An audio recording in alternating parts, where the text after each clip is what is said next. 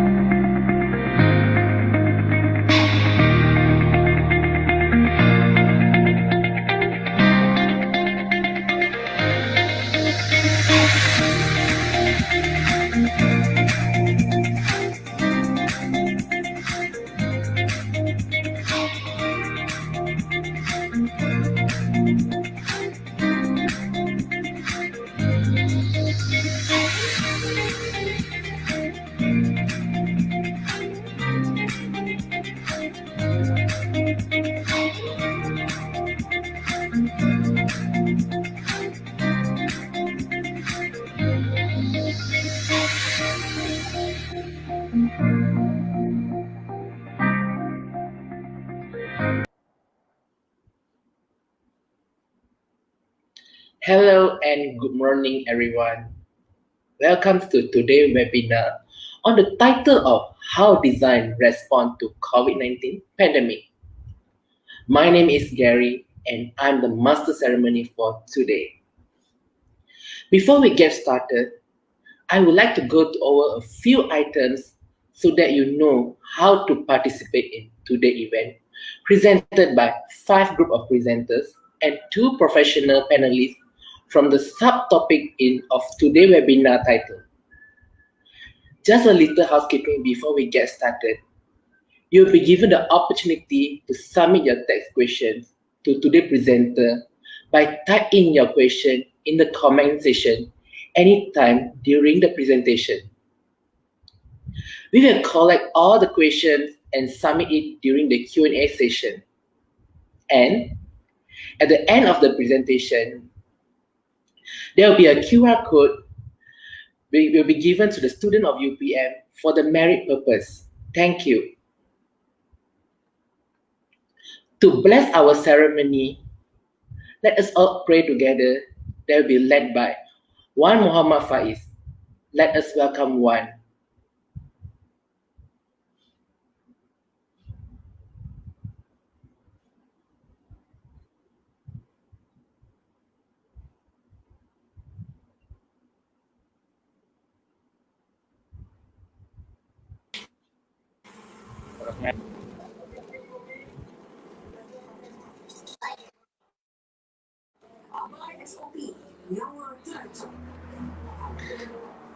Bismillahirrahmanirrahim. Alhamdulillahi ajma'in. Ya Allah, ya Tuhan kami ingin merafakkan kesyukuran kepadamu atas pertemuan kami pada hari ini. Jadilah kami hamba-hambamu ini sentiasa bersyukur terhadap rezeki dan kurniaanmu. Sesungguhnya Engkaulah Tuhan yang memberi. Ya Allah, ya Rahman, ya Rahim. Kami berhimpun hari ini untuk menjadikan majlis industri desain katalog. Maka kau pemudahkanlah majlis ini supaya ia berjalan dengan lancar. Kami ingin menimba ilmu sebanyak mungkin supaya kami mampu memperkembangkan potensi kami sehingga menjadi hamba-Mu yang kuridai, ya Allah. Kurniakanlah ilmu kepada kami. Sinarilah hati-hati kami dengan hidayah-Mu. Subhana rabbika rabbil izzati amma yasifun. Wassalamun alal mursalin. Walhamdulillahi rabbil alamin. Allahumma.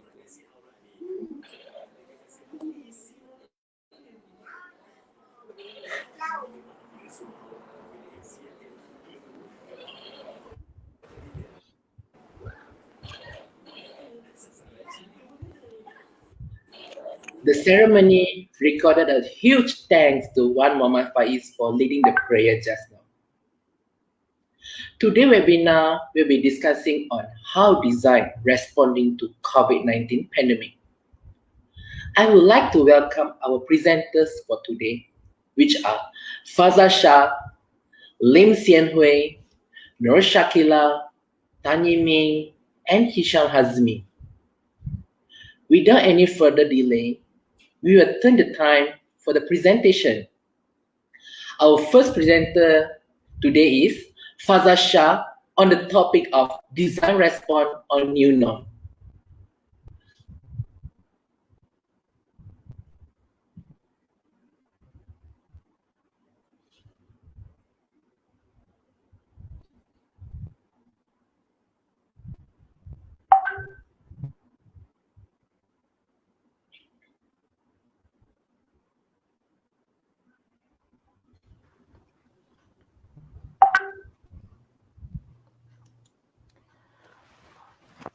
All right then. Morning Malaysia. Assalamualaikum warahmatullahi wabarakatuh.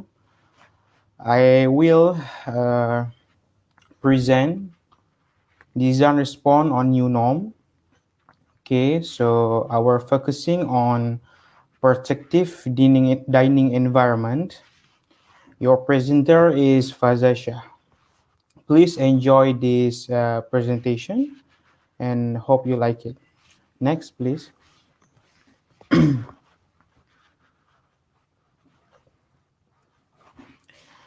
Okay, so for this kind of topics, we have some objective to encounter the issue that we face today in COVID pandemic.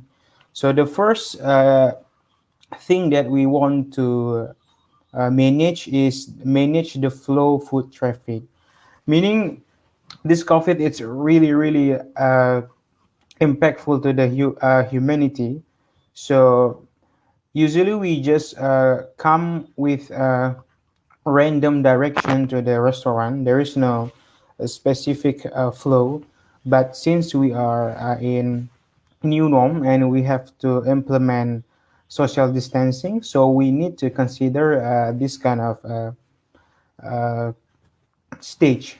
Okay, second, uh, the all employee and the customer are required to wear masks. This is really common because since the government and the global government requested and it's become mandatory to all the uh, customer and the employee to wear a mask in restaurant.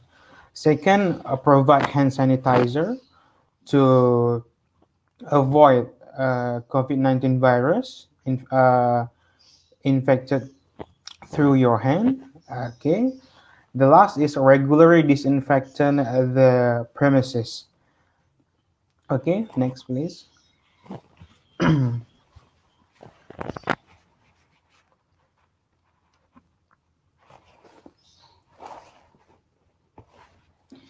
Okay, next. So this is the current situation during the pandemic. So usually, if you want to go to the restaurant, they will checking our body temperature.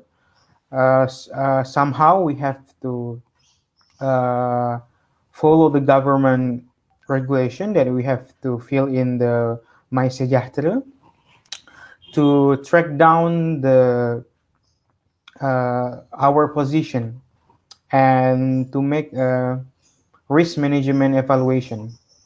Okay, so the employee usually the waiters will use the mask, face shield, and the gloves.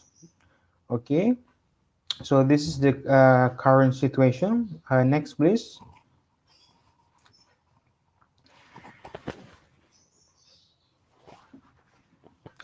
Okay, so this is the further example since we have to do the social distancing. So if you can see from your slide, we have to make a gap even with our family.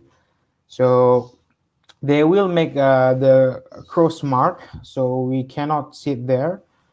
Okay, the second they make the what we call a shield, a protective shield, so we can able to talk to each other, but it's lower the risk of the airborne COVID-19 viruses. Okay, next, please.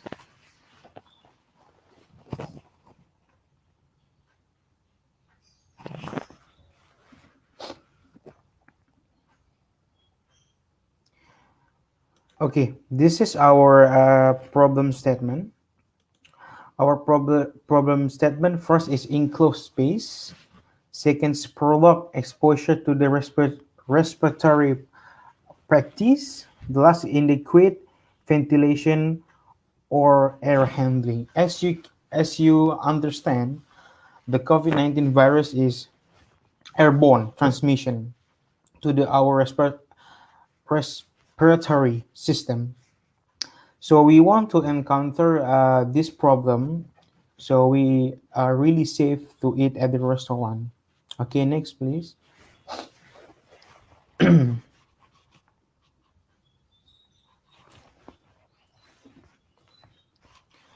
Okay, I just keep mentioning what is airborne. So I will explain you on the perspective or of the medical. So airborne, it's very simple. The virus will transmitting through the air. So whenever you talk, you breathe, there's a chance that you will transmitting the virus into the other persons. So that's why the government and the WHO, they really recommend us to wearing a mask to reduce the risk And second, we have to implement the social distancing. If you can see uh, picture, there is an illustration there.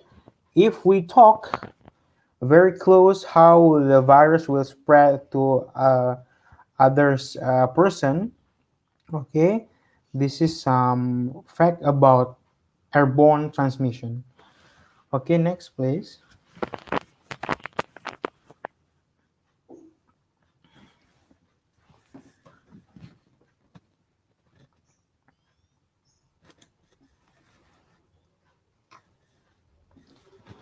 Okay, so this is type of existing barrier we just saw from the previous slide.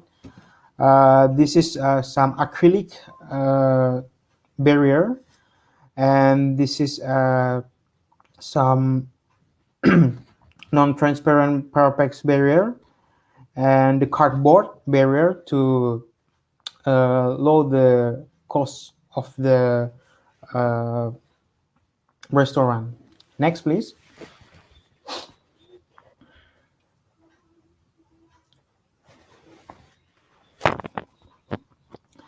Okay, so we propose the strategy to design a product which can prevent disease spread by the airborne transmission and also improving dining experience using the concept of the air curtain. This kind of tools you are usually find in the gate of the mall. So they will separate it, the outside air and the inside air.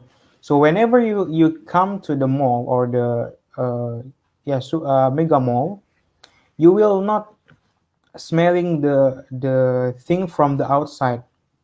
Okay, so the air will be circulating inside and it's really safe. So this is the concept that we want to invent. Okay, next please. Okay, how it works that I just mentioned you. If you can see from the picture, they will separate it, the air. Okay, the protective from cold air, okay, warm air, and possibly protect from the virus and the bacteria. Okay, so this is the other example, the application: door climate protection, pest and flying insect control, cold storage, and clean room. Okay, next please. Okay, this is the type of the airstream. So there's horizontal, or vertical, and horizontal discharge from bottom to top.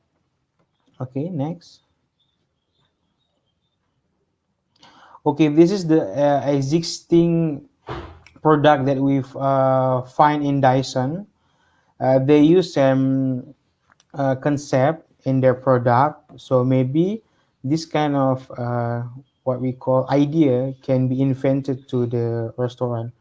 So maybe we will create some barrier uh, that implement this kind of a technology to avoid the transmission or the airborne transmission from the COVID-19 viruses. Okay, next please, the last slide, I think. Okay, thank you. That's all from me. I hope you are enjoying my presentation and idea. Hope you like it. We still fight for COVID. Keep positive.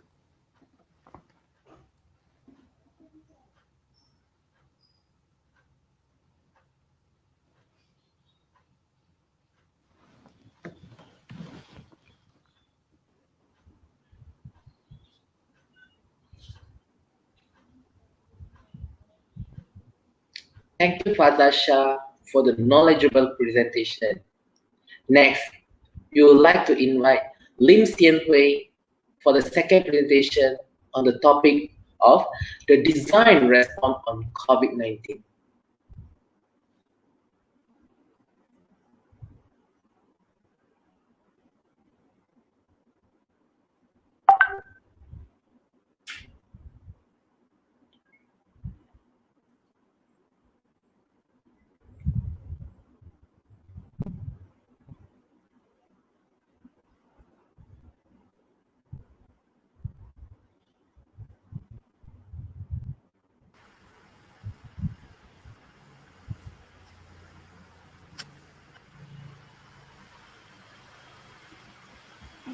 Good morning, everyone. I'm Xian Hui. Today, I'm here to present the topic about healthcare, the designer response on COVID-19 pandemic, especially how the disinfection methods can affect our health, and the ways to solve this problem during COVID-19 pandemic. Next slide, please. The COVID-19 pandemic has become a global challenge transcending territorial, political, ideological, religious, cultural, and academic boundaries. The containment of the disease is needing utmost priority across the world. Therefore, hygienic disinfection and prevention measures are considered as the most appropriate measure to mitigate virus transmission. In the next 40 minutes, I'm going to share about different subtopics, which are improving ways to stay hygienic in public area, the improvement of disinfection tunnel in public space, and redesigning disinfection and prevention measure of office in the new norm. Next. The first subtopic is improving ways to stay hygienic in public area during the pandemic. Next. Before the COVID-19 pandemic hits the world, all of the people live their daily life normally without any concerns of hygiene in public area compared to the situation lately. Basically, the society does not have any idea that their norms will take a new turn because of this pandemic. The Muslims practice their Jama prayer whether in the surah. They will perform their prayer by praying side by side closely. We open the doors in public areas thinking about the germs or bacteria living on the surface. And some people would just eat without even bothering to wash their hands first. Social gathering is not a problem during that time. The situation changed drastically, and now people are feeling afraid of getting out their house because of the virus. Next. The issue during pandemic is that some people are ignorant and have a hard time learning something new. It is up to every individual to have the urge to pursue knowledge and educate themselves about the pandemic. The World Health Organization already issued guidelines on following the SOP. As we all know that sanitizing our hands is compulsory during the pandemic. While doing this practice as a routine, we can prevent the virus from spreading to other people, keep ourselves safe from the infections. But there are some people did not have any common sense to cleanse themselves even before the pandemic started. Some people do not bother wearing masks while in the midst of the pandemic.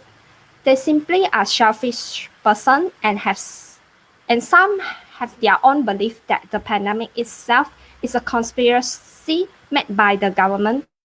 They used to believe that it can prevent themselves from harm. People like this need more attention to be educated for their safety and others. Next. The staff of the facility should be responsible for the cleanliness of their workplace, while the public should play their role too by following the SOP. Some are following the SOP, and some are not even taught the SOP has been implemented. This situation exists because people are still ignorant of hygiene and the disease itself.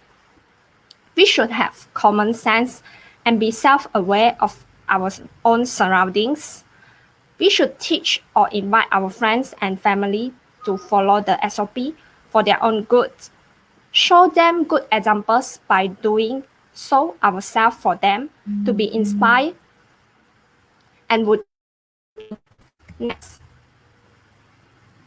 The next strategy is the implementation of strict law enforcement. The government made a new law to reduce the case of COVID-19 by making a punishment with imprisonment for 6 months or a fine that costs 1,000 ringgit Malaysia. While the punishment has been implemented to the public, there are still people that would not follow it. Some of their reasoning are that the law enforcers themselves did not practice the SOP, and that is somehow a double standard that they are dealing with. With that, the law enforcers should show and practice a good example for the people to follow. If not, the punishment and the effort to reduce the number of cases would be in vain. Next. Next slide, please. The second subtopic is I'm going to talk about the improvement of disinfection tunnel in public space. Next. As we all know that the scenario before pandemic is the government keeps spreading the awareness message such as avoid handshaking, mass gathering, maintain social distancing, and wash hands. We have always been told to sanitize our hands because it helps in reducing the spread of virus and prevent it from taking a colossal shape for the society. In addition, sanitization for surfaces and the environment also been implemented in Malaysia. As the respiratory droplets from an individual may land on the surfaces where the virus could remain wearable and can serve as a source of transmissions if we accidentally touch it. Next. One of the methods implemented during the pandemic is the installations of walk-through disinfection tunnel. The tunnel is a kind of open-air spray shower from head to toe, and it is being installed by various countries at public places. Next. However, there is not any scientific evidence which regarding the effectiveness of walk-through the disinfection tunnel can prevent the COVID-19. There are many types of disinfectant in the market that can affect our health, as the solution consists toxic chemicals such as chlorine, sodium hypochlorite, chlorine-based agents for spraying and disinfecting a person. Next. As a result, this issue had become a big challenge that threatening the world. Spraying individuals with disinfectants are not recommended under any circumstances that could physically harmful. This because it may cause eye and skin irritations, allergic gastrointestinal effects such as nausea and vomiting. Next. Therefore, the recommendations for the improvement of current disinfection tunnel is ultraviolet rays disinfections for healthcare in the future. Ultraviolet ray disinfections is a physical process that does not involve any additional chemicals which can pose a risk to humans. According to the research done by DPARC, the person will enter to the ultraviolet ray disinfection tunnel, and the sensors will detect the presence of the person and deliver a thermal shock for a few seconds. Along with the thermal shock, the person will expose to hot air for 20 seconds and a safe wavelength of ultraviolet rays for 50 seconds in the tunnel. Other than that, all of the processes are performed autonomously, where the presence of a person is detected using ultrasonic sensors. Next. The third subtopic that I would like to share is redesigning disinfections and prevention measure of office in the new norm. Next. Before the pandemic, office employees basically work 5 to 6 days a week and at least work in the office for 8 or 9 hours. Sometimes they will continue to work overtime in the office to complete the work at hand within the specified time. In addition, office employees will discuss, plan, coordinate work, hold meeting or hold event together in the office. This means that our contact in the office is very close. Next. The purpose of disinfections in the office is to prevent the spread of virus and kill the remaining virus. But since most of the employees in the office are from different regions, some people may be infected with the virus without knowing it. There are several strategies that we can use to improve the situation. Next slide, please. Firstly, we need to follow the disinfection guidelines provided by the Center for Disease Control and Prevention. When we are using the disinfection product, we can check whether the disinfection product used is approved by the U.S. Environmental Protection Agency to confirm whether the product is on the approved list or not. Besides that, we also need to read the instruction carefully, follow the instructions, and pay attention to the product that we use. Next, we can try to use soap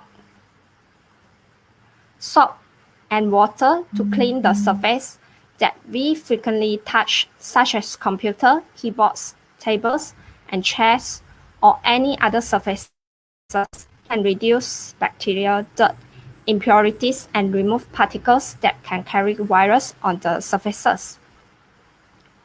After that, we use the disinfectant for disinfections, which is more effective to kill the remaining virus.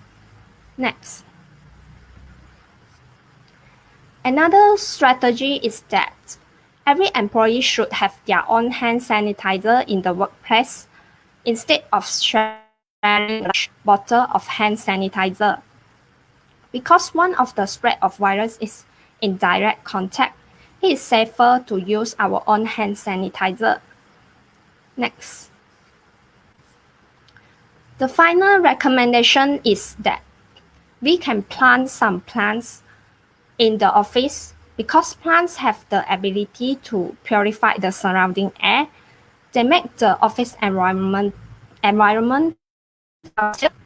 Therefore, we can try to plant peace lily, snake plants, or English ivy plants to achieve therapeutic effect and make the environment healthier.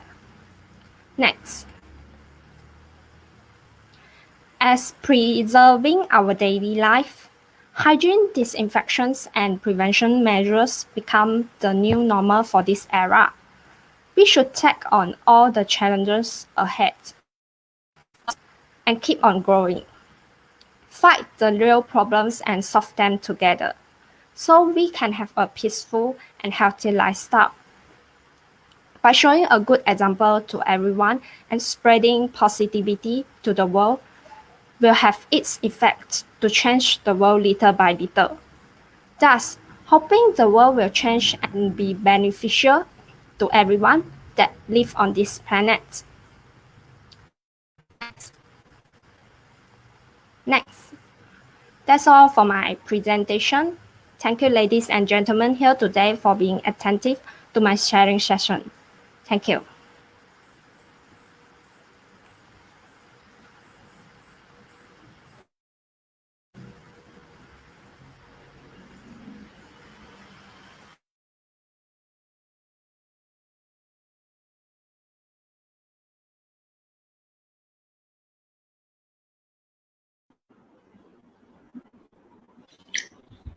Thank you, Ling Xianhui, for the wonderful presentation.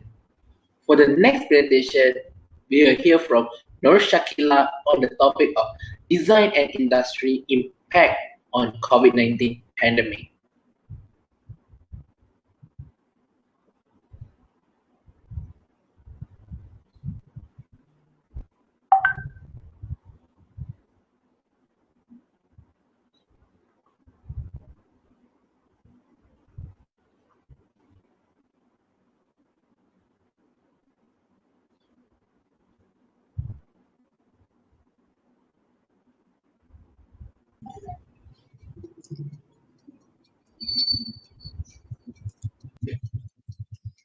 Okay, Assalamualaikum and hello everyone. I'm Nur Shakila and today I will present about design and industry impact on COVID-19 pandemic.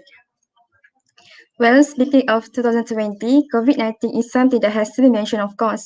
It's like a thorn in the flesh for everyone. It's right there, it's annoying, and there is no way to overlook it. So today, I'm here to talk about the design and industry impact on COVID-19 pandemic, especially in the field of furniture industry. Next, please. Okay, this is our contents, including the introductions, situation before the pandemic, and two subtopics, and also the summary. Next. Okay, as in what it knows, Malaysia has always been a net furniture exporter and is ranked amongst one of the top 15 largest furniture exporter worldwide. While for the situation is totally changed after the COVID-19 pandemic. The consequences of our current health crisis on the needs and requirement strengths has increased the importance of digitalization and automation for furniture industry. It is undoubtedly that there might be dramatic change in the future of the furniture industry, especially in the field of study space. So this is a good time to imagine how the pandemic could change the way we'll deal with various aspects of future furniture, the way we live and study and designs. Okay, let's get back to the topic. For the next few minutes, I would like to share some important points regarding the furniture industry in adapting to the new norm. Okay, next please. Okay, first of all, when we take a look on the furniture industry before the pandemic, Malaysia is ranked as the 8th largest exporter of wood-based furniture in the world. And the government's target for timber export by 2020 is 53 billion ringgit. And there are no change due to the pandemic in the market for the export and domestic furniture. But there are problems facing the demand for the supply of furniture. On the contrast, COVID-19 pandemic has forced education sector to change from the physical classroom to online learnings. So before the pandemic, students able to interact with their educator and peers face to face. And the institution provide each student with a good study space such as comfortable set desks and chair to help them to complete the regular tasks, concentrate and well performs. So when we look at these two fields, there might be some discrepancy relative to the situation before the pandemic. Okay, next please. Okay, first of all, let's look into the subtopic of redesigning the future of furniture industry in adapting to the new norm. Okay, next please. Firstly, I want to talk about the issue of supply shortage. As we know, a lot of companies depends on material components that import from the overseas. So, due to the government NCO, most of the factory out there was ordered to be shut down, and some of the factory decreased their production capacity. For example, it will normally take up to 4 weeks for a company that imports wood parts mainly from China to manufacture, which is now took about 10 weeks due to limited material availability. And the demand for the furniture is still the same as before, but since the material took a longer duration, so that some of the furniture business face the problems of material supplies. And at the same time, it affects the efficiency of company as we have to reschedule, restrict, and manage customer orders. The next issue is lack of labor. Many workers will travel back to their hometowns for the holiday, were encouraged to stay at home and follow the government's social distancing guideline. And some of the company using the foreign worker, and as we know, due to the government's order, they have to stay at their country, and some local officers are needed to roam from homes. And that's why the lack of labor happens, which is affect the production demand of company. And the third issue is lack of supporting industry. So the impact on the supply chains was important to the SMEs. For example, is for doing the finishing, fitting, and also tooling supplies, and also lack of supporting service such as component supplier, finishing service, drying service, prototyping, and too long delivery times. So they may have the survey from another company, but the charge may different than before the pandemic. Okay, next please. Okay, the impact of the COVID-19 crisis on consumer behavior and manufacturing trends has changed how the company adapt the current situations. It is compulsory for the company to find out a new way of overcoming the issue that exists during the crisis. So, some strategies and recommendations need to be taken in order to make the industry stay afloat. So, the first strategy is developing new raw materials, which is some of the raw material that is used may need a longer time to be processed. So, by importing material from overseas, it doesn't mean Malaysia doesn't have the materials, but actually the material we have is not enough to supply the industrial demand. And some of our material may need times to be harvested and processed. So, by approaching new materials, furniture business may cut the processing time while achieving the industry demands. For example, is by using the bamboo materials, because we know that bamboo have the shortest growing cycle and can be harvested in shortest time. Secondly, by using lot, many furniture company could achieve cost saving by boosting their operational efficiency. That means that the digital technology is enabling furniture executive to boost production capacity, fulfill last minute order, and prevent delay in delivery time without increasing labor costs. For example, is to meet consumer demand for faster delivery, furniture company could shorten their production cycles by enabling the cloud-based software, which is connect to the IT system with the cutting rooms, so that manufacturer can automatically process customer orders and generate cutting job with all of the necessary information, such as materials, marker, cutting parameter, and cutting lines. And another strategy is designing a piece of customer-friendly furniture. So in the face of adapting to the new norm, the design that is easy to be shipped and installed may be suitable choice for the customer that needs to work from homes. So furniture which has a bright future are the ones that are eco-friendly, customer-friendly, and easy to handle, as well as multifunctionals. So by encouraging export of modular furniture, the government will not only allow the industry to grow, but it will also pave the way for future deals. For example, furniture is a freestanding adjustable wood surface, which can save the space of usage. Okay, next please. Okay, let's look into the subtopic of redesigning study space for students in the new norm of online learnings. Next please. Okay, as we know, COVID-19 pandemic has forced education sector to change from the physical classroom to online learnings. Regarding to that, students facing a few issues during online learnings. So the first main issue is related to the study space areas, which is there are some students live in small halls which consists a lot of siblings, and that's why the space may not suitable for them to study because it is too crowded. And some students doesn't have a proper desk and chair, which is sometimes they have to sit on the floors because usually they will spend 4 to 5 hours in class, and it will affect in long term, especially their body's posture. And the second issue is distraction during online learnings. Students are not able to focus because of the distraction around them. So they are difficult to catch up with the learnings and the assignment that been given to them. And the third issue is students doesn't have a proper background during the online learnings.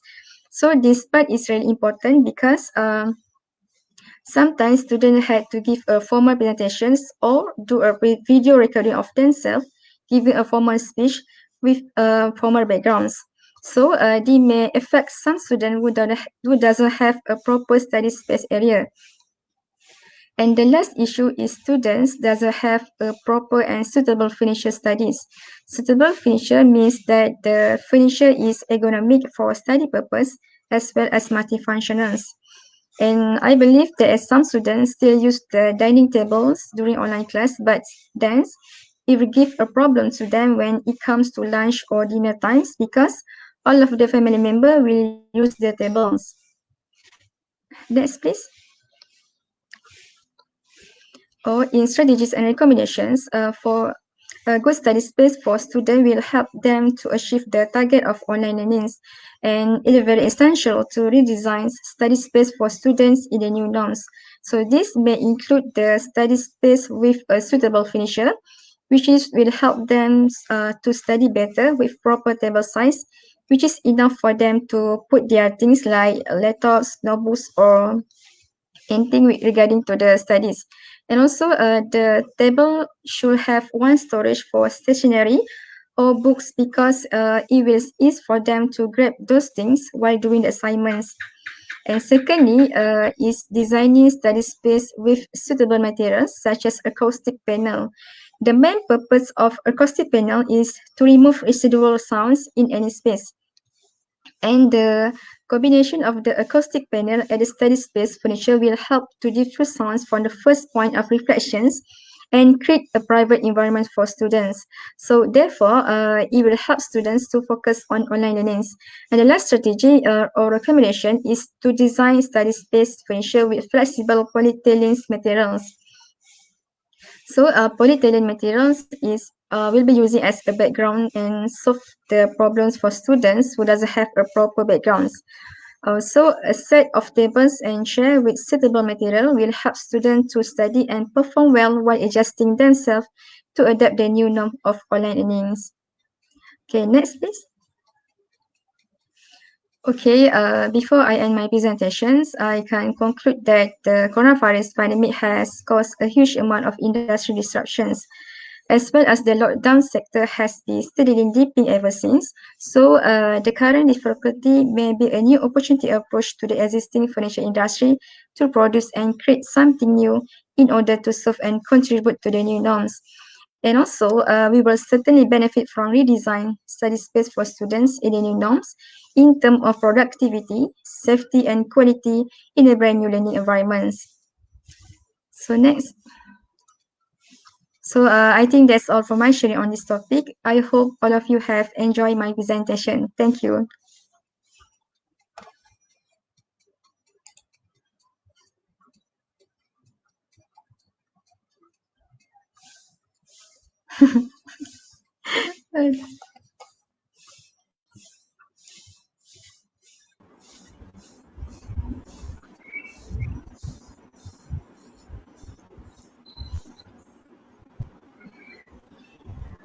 Thank you, Nur Shakila, for the awesome presentation. Next, we would like to invite Tan Yiming on the topic of urban agriculture opportunities during COVID-19 pandemic.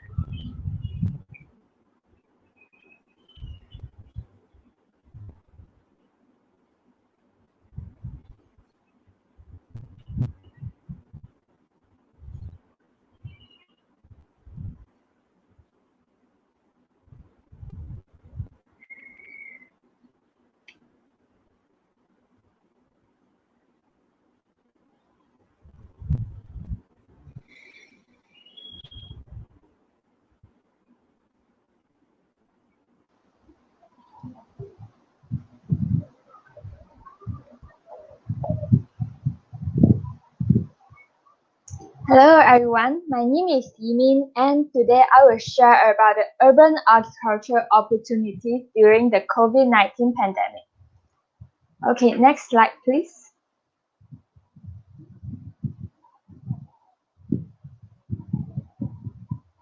So today I will cover four main content, which are the introductions, the effect of the COVID-19, the food shortage issue caused by COVID-19, and also the urban farming challenges. Next slide, please.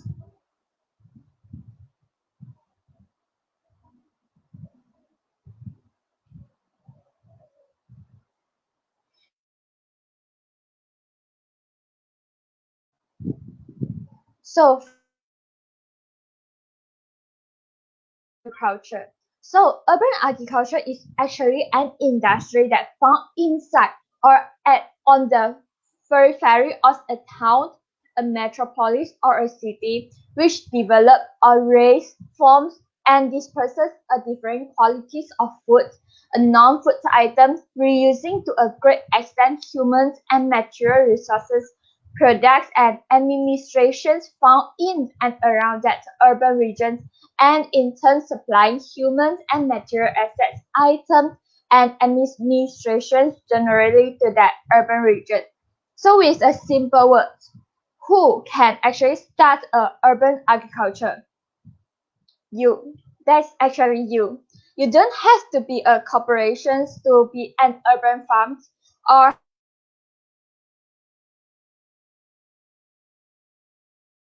individuals, a couple of friends, a non-profit entity, a neighborhood group. You can be anyone and you can start to grow your urban farms anytime.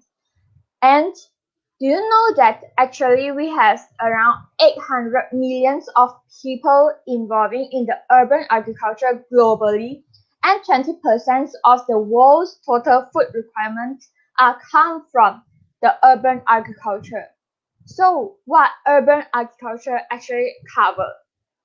So next slide, please.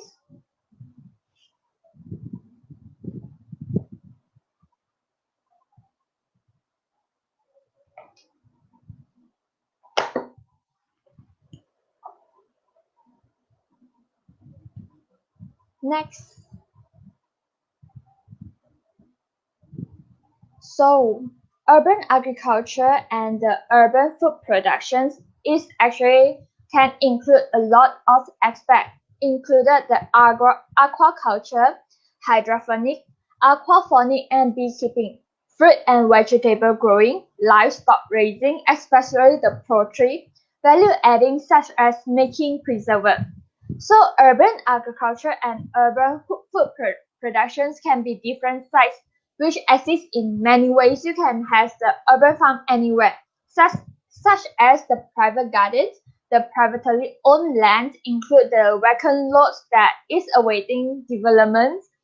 The land owned by public or public-private utilities such as the gated forest reserves and publicly owned land including the nature streets or works and street planter boxes, and lastly the education centers such as like high school, primary school, nursery center and also kindergarten. There can be anywhere to start an urban farm. Next.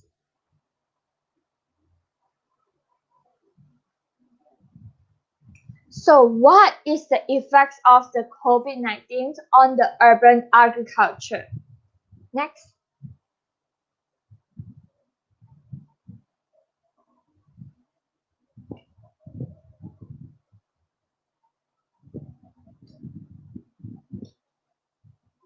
Next. So urban farming could actually trigger a new trend during the COVID-19 pandemic, such as the first one is the COVID-19 pandemic has forced the authorities in all countries to apply the travel restrictions such as us now, we cannot travel to other countries, and also lockdown, the workplace control and the facility closure. So this situation has persisted for a long time until it is affecting the food security in certain places. So urban farming is one of the initiatives to curb the food crisis, especially for the residents in the urban area. And urban farming can produce the food source in urban area even if they do not have an area to cultivate. Next.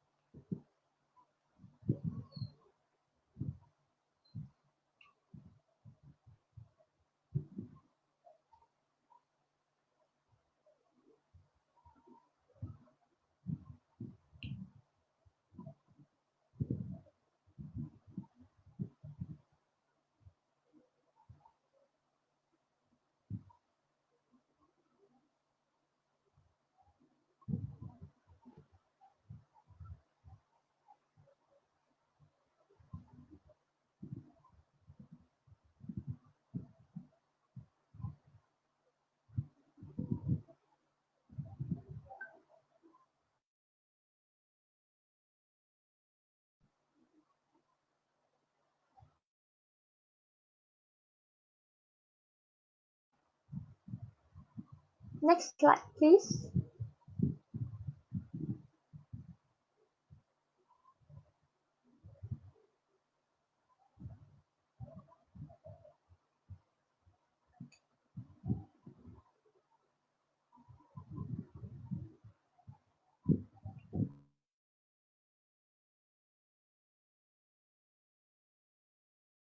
any on the comment sections, you can comment if you are currently has urban farming experience, or do you encounter any issue during the urban farming, or do you think that urban farming can actually make a change for the COVID-19 pandemic?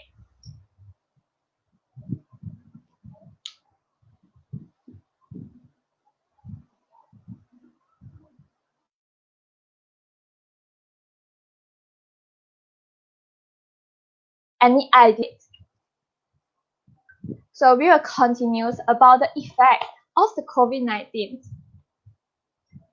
We actually suffer a lot in the COVID-19 pandemic, especially the MCO, the Movement Control Order against the COVID-19, such as we are currently having now.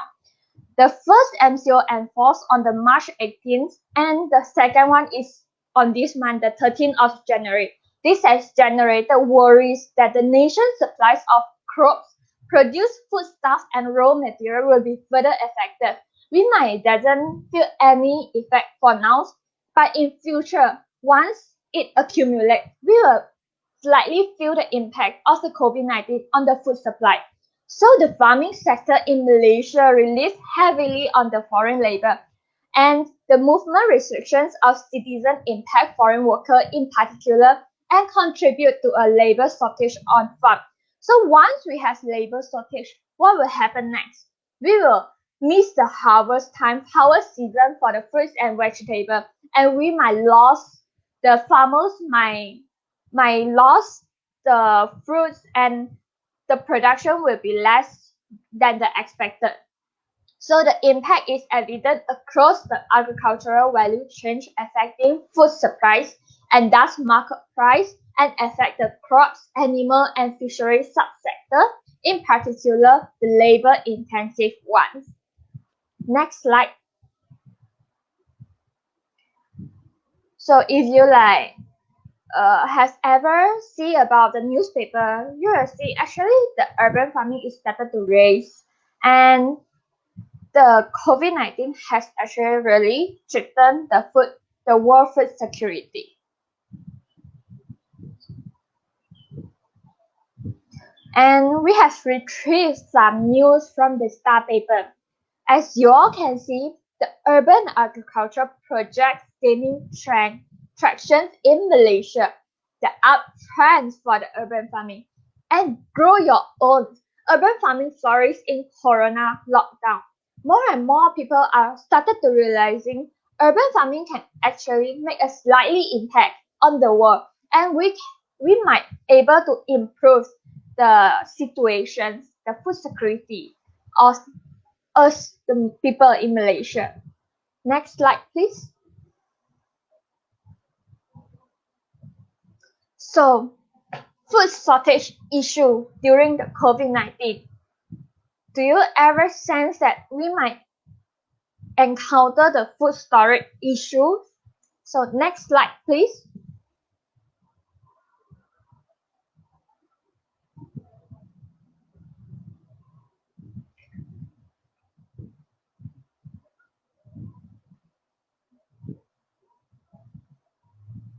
So, this pandemic raised many serious challenges to the availability and stability of food in these different aspects. So, what is availability and stability? It means that the user, the people, can have stable in touch with the food, and the food is always available.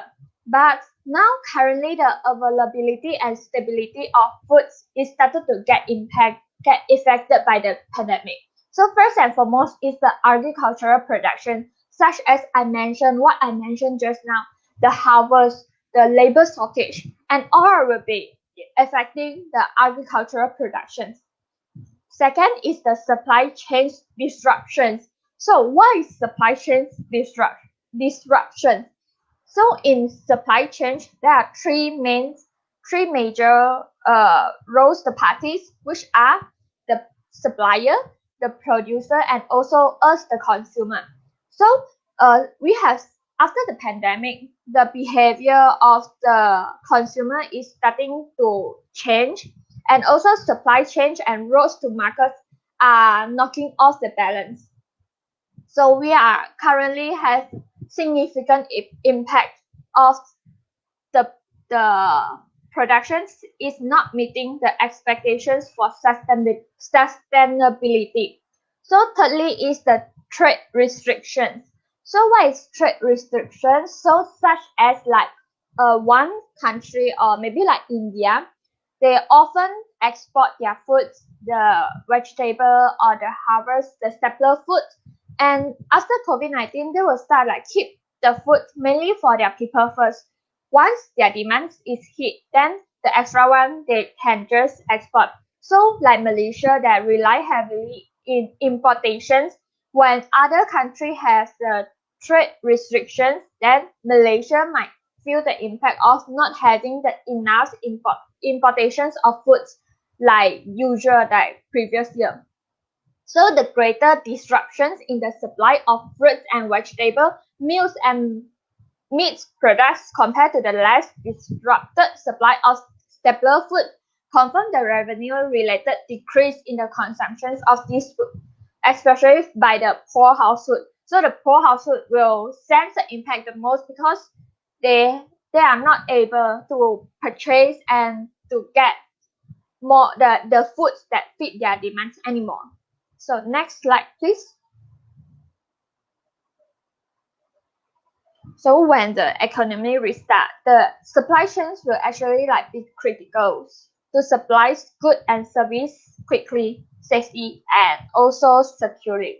So maybe like after a few months, we will start to feel that maybe we are currently will face some food insecurity factors. And why I say so? So many people turn to panic buying when movement control order was implemented, causing the food shortage. So are you one of them that involved in the panic buying when the government declare about the MCO? Do you rush to the supermarket near you and panic buying and empty the rack of the supermarket? So this is actually threatening the mobility of food supply and the safety of the worker income stream and the risk of a worldwide food price spike because of trade restrictions and lockdown. So all the factor sum up is becoming all the food insecurity factors. And you can see we have retrieved some news. Food waste and food insecurity rising amid coronavirus pandemic. And when with the coronavirus breaking the food supplies, people are turning to urban farming. So now we are talking about urban farming. So next slide, please.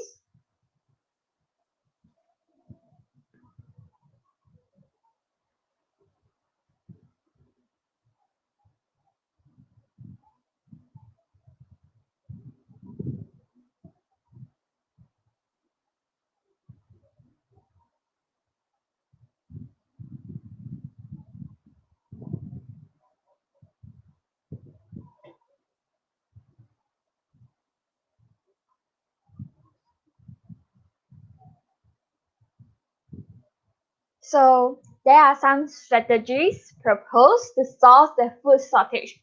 First and foremost, the urban farming. Urban farming is actually a great approach to overcome the food security issue as it provides a wide variety of food production. We can actually produce a lot of food types, the veggie, the fruits in urban farming. And secondly, is transforming and utilizing unused city space in pandemic with the collaborations of government, private sector, organizations, and also the citizen. Thirdly, is encourage public to get training in sustainable gardening technique once the lockdown ends. And finally, providing youth and society with exposure and expertise in urban agricultural entrepreneurship in order to train and evoke the sense of interest in them. Next. So we are actually having a lot of the empty land, such as when you pass by the highway, you will realize there is a lot of empty space that we can utilize to become the urban farming area. So what is actually the urban farming challenges during the COVID-19 pandemic? Next.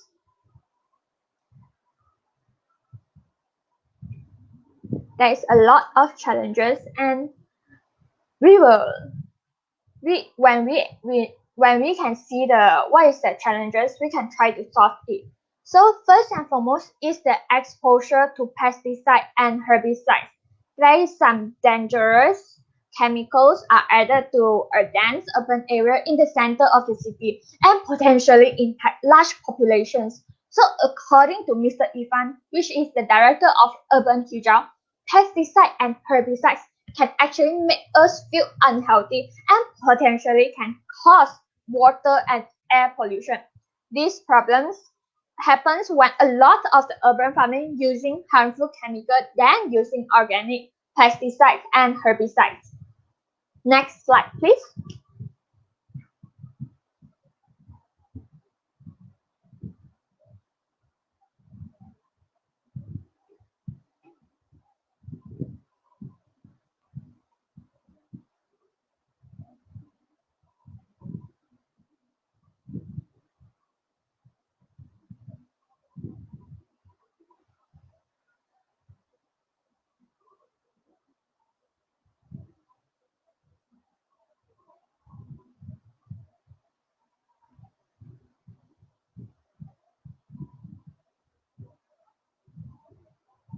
So please hold for a moment.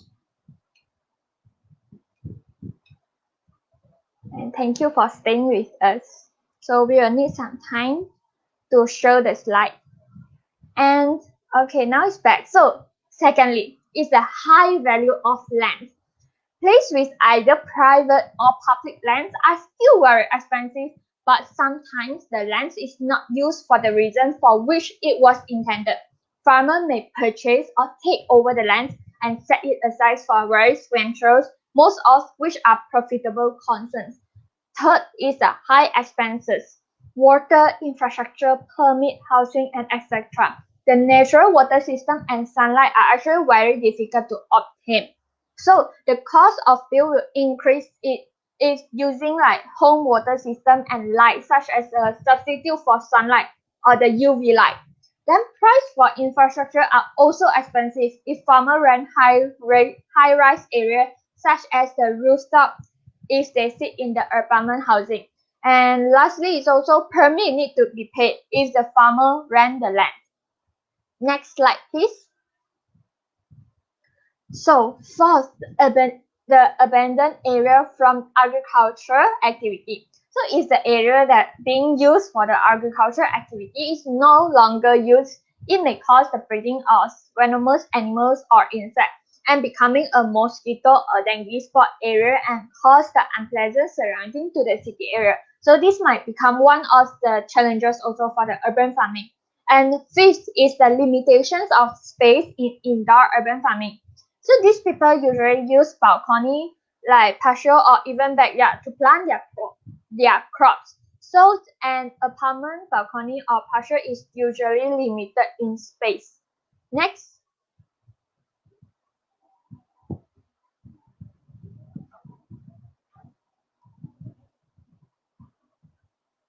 So six is the limitations of sunlight in indoor urban farming. For those without outdoor space such as the backyard has to use the civic space in their house as the indoor space for the crops to grow. So sunlight will become one of the most important aspects to plant the growth and it will become a limitation. Then it's one of the challenges also. Next slide please.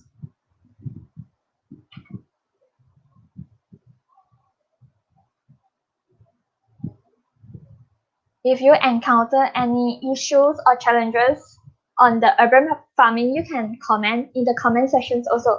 We can discuss about it.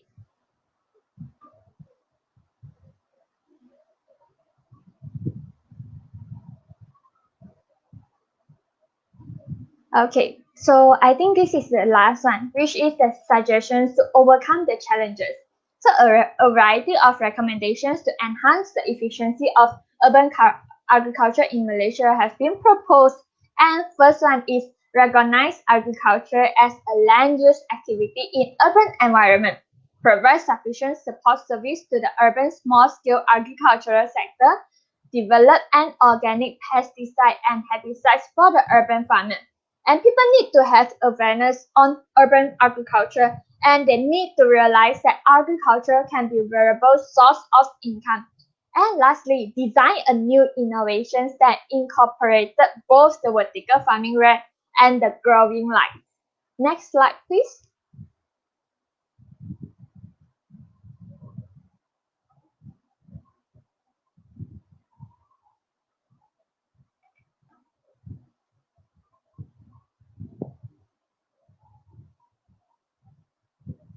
So I think that is all for the presentations today. And if you really have any questions that you wish to discuss with each other, you can also comment. And if there is more suggestions, it's open for the comments also.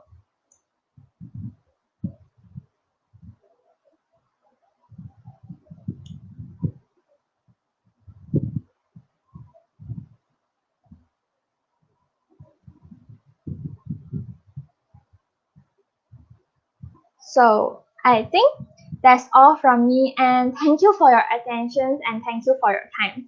Thank you so much.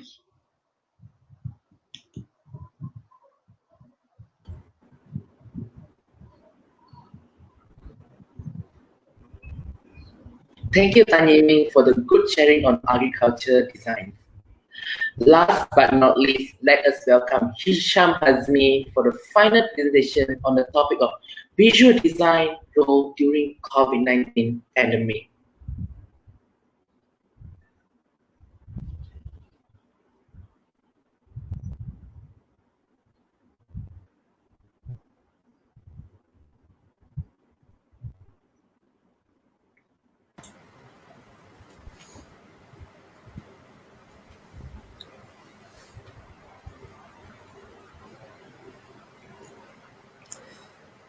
Assalamualaikum and a very good morning. My name is Hisham and today I will be presenting about visual design role during pandemic of COVID-19. Next.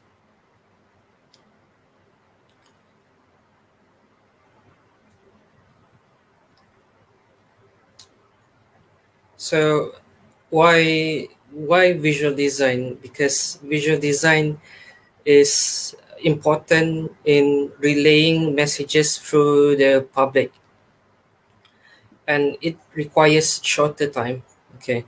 So for my introduction, visual design is a method to visually communicate with target population. Multiple studies also report that 75% of all information processed by the brain is derived from visual formats. Some of the important role of visual design is to help convey the meaning efficiently. Therefore, by using visual design, information can be delivered at a much faster rate to the public compared to a writing format. Next.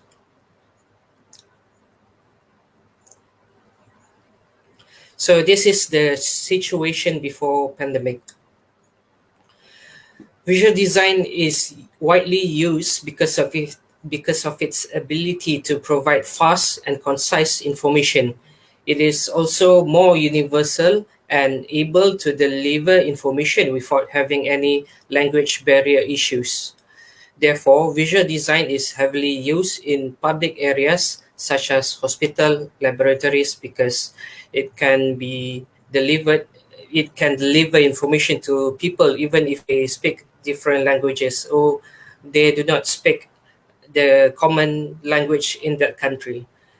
And in university, students can attend class physically instead of online classes, while employees can work in offices with sufficient sources through face-to-face interaction, which is direct interaction, which we had before the pandemic. Next.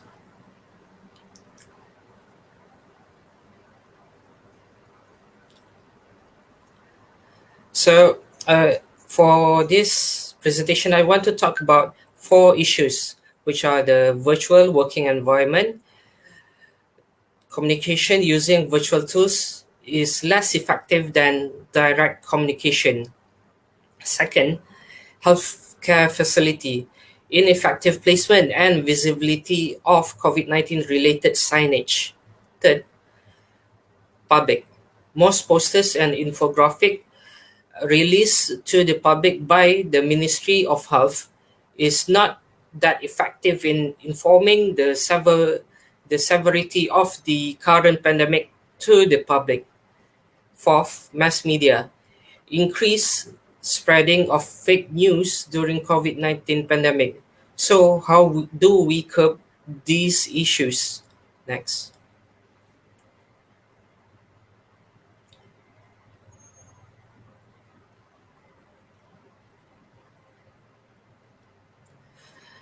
Okay, so suggestions.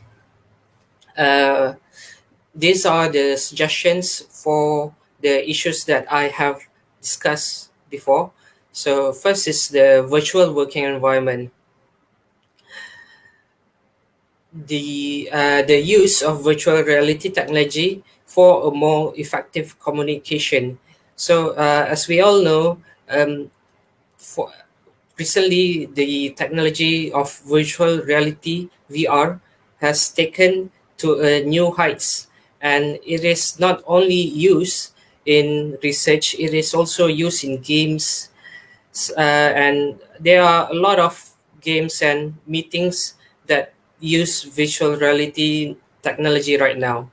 So second, the need of eye-catchy visuals in presentation to make students focus. This can also be used by workers, not only students. So next, I wanted to talk about healthcare facility. So the use of digital signage, symbols, pictogram to make signage more noticeable and aid patient in understanding the content. So as we all know, if we are sick and we are bedridden in the hospital, most of us could not we have delay in understanding simple instruction. So with the use of visual aid, it can help the patient and their family to understand what to do and what not to do in a healthcare facility. So third, the public. So government should use a more attractive advertisement method, such as placing a model of the virus on top of the car or using videos and 3D animations to ensure people of all ages can understand the information. So fourth is mass media. So advertisement platforms such as Facebook, Google, government agencies and related organizations should ban advertisement that have the tendency to mislead the public about the pandemic. So as we all know, since last year, there is a high increase of fake news spreading through social platforms such as Facebook, Twitter. Then there is also um, video platforms such as YouTube that people use to abuse those platforms to spread to spread their fake to spread their fake news. Next.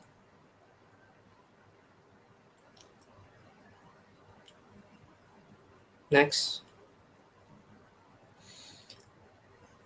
Okay, so for summary, before the pandemic, visual design has played an important role because of its ability to spread information quickly and easily. When COVID-19 pandemic hits, visual design has become a more important role in our daily life, especially in delivering information about the pandemic to the public. Due to this drastic change in our daily life, there are a lot of issues occurred, such as the public having issues in understanding the information and the increase of spreading of fake news. Current signage is also no longer effective during this pandemic due to the increase of number of patients in hospitals and the lack of what kind of colors and materials should a signage use to convey information more effectively. So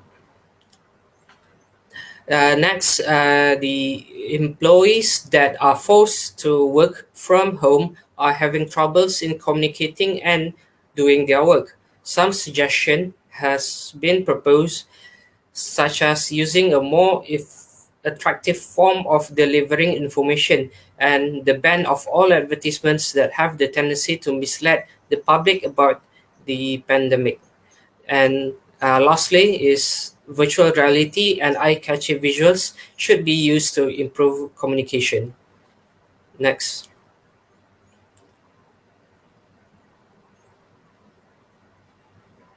Okay, that is all for my presentation. Thank you for listening. So,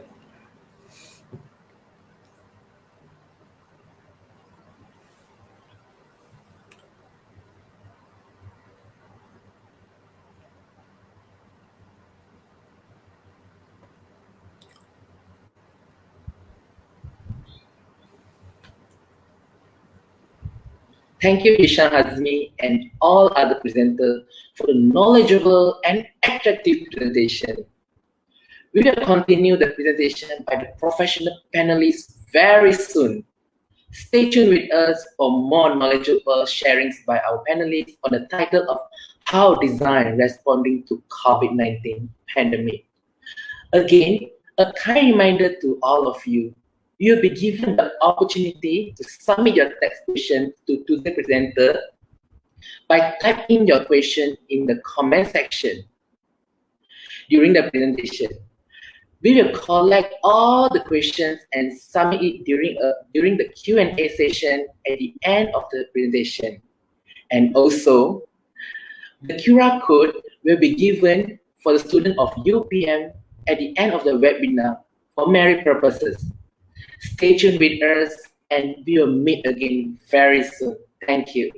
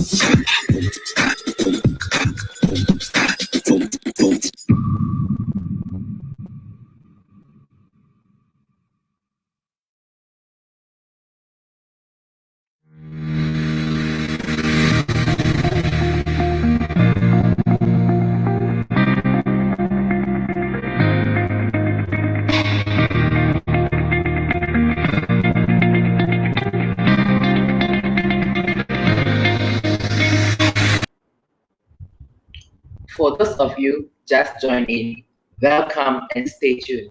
We'll be starting the webinar very soon. Do share our live on your Facebook to let most of the people come and join us. Thank you for your cooperation.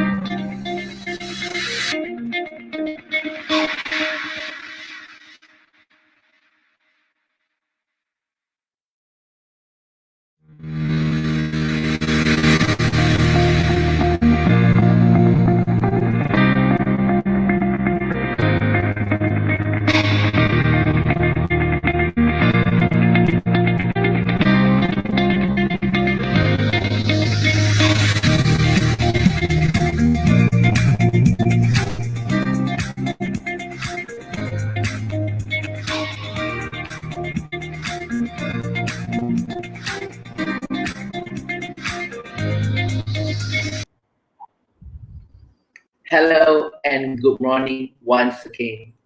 I hope all of you are still with us in the live streaming webinar on the title of How Design Respond to COVID-19 Pandemic. Without wasting the time, let us welcome our project director for this webinar, Mr. Rain Lee, for sharing his speech. Let us welcome him.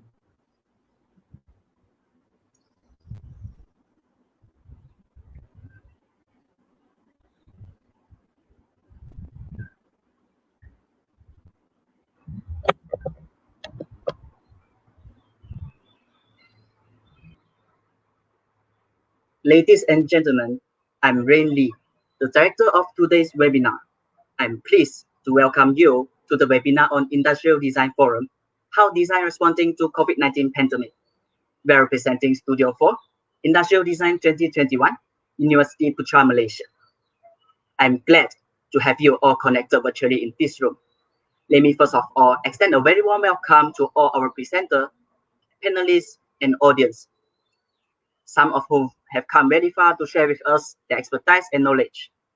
I'm happy to gather all the friends from the design family. We have participants connected from different institutes and organizations. We have industrial design students from UPM, UNISA, and UITM Shah Alam, communication students from UUM, friends from Industrial Design Society Malaysia, PRECA, and others. And I'm sure we are also reaching out to many new friends. A warm welcome to you all. Every year, we have an intensive forum for the latest trending topic related to the design industry. This year, we're having it along with the new norm during the pandemic of COVID-19. And this is the first time we organize our forum virtually. I sincerely apologize for any shortcomings and inconvenience during the webinar. Thank you for being here with us on virtual seminar by StreamYard and live on SIT's 2021 Facebook page. I deeply thank all of you for making this a success. My thanks also to Studio 4, Industrial Design 2021, University Putra, Malaysia, who have organized this event with the consultation from Prof. Dr. Khairul Adil Azlim, Department of Industrial Design, University Putra, Malaysia. I believe design is a form of a universal language. To play whatever role we want by designing is to show certain attitudes and values. It has always been amazing to me how amazingly a piece of design can change how we feel, how we hold ourselves, and even how we act. Design as a phenomenon is something that is very dynamic and in constant change, and especially in the globalized world we live in, and how it can help us in responding to COVID-19 pandemic. Last but not least, I hope that we can keep on being brave in designing the better future to keep inspired and create a better life for ours.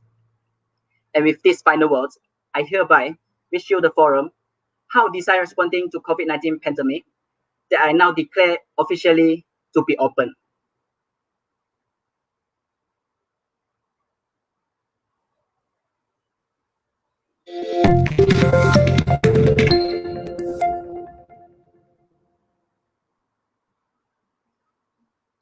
We have therefore made the assessment that COVID-19 can be characterized as a pandemic. Kerajaan memutuskan melaksanakan Perintah Kawalan Pergerakan mulai 18 Mac hingga 31 Mac 2020 di seluruh negara.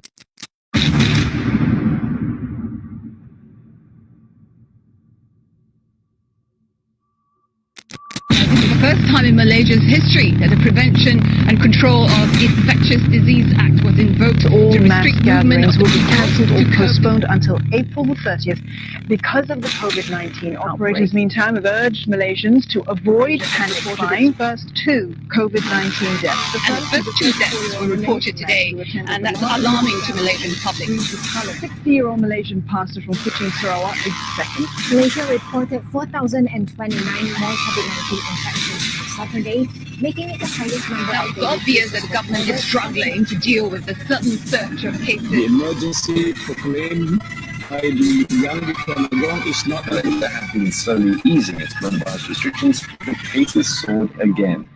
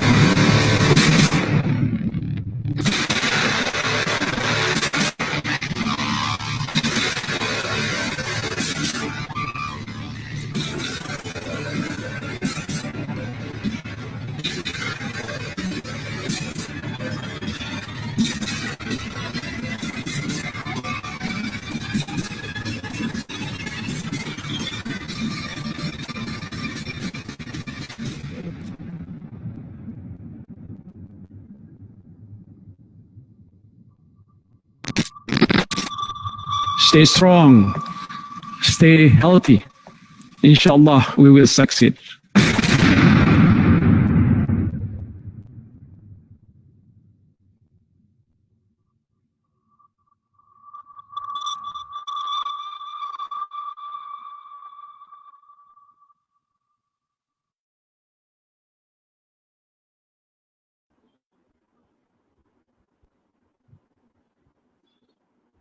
Thank you for watching the video montage and Mr. Rainley for the speech.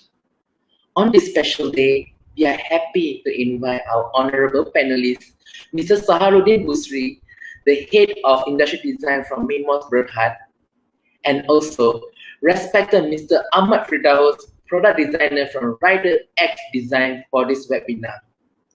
In the same time, I would like to introduce Mushab Nur Fauzan, the student from Bachelor of Industrial Design, University Putra, Malaysia, as our moderator of the day for this webinar.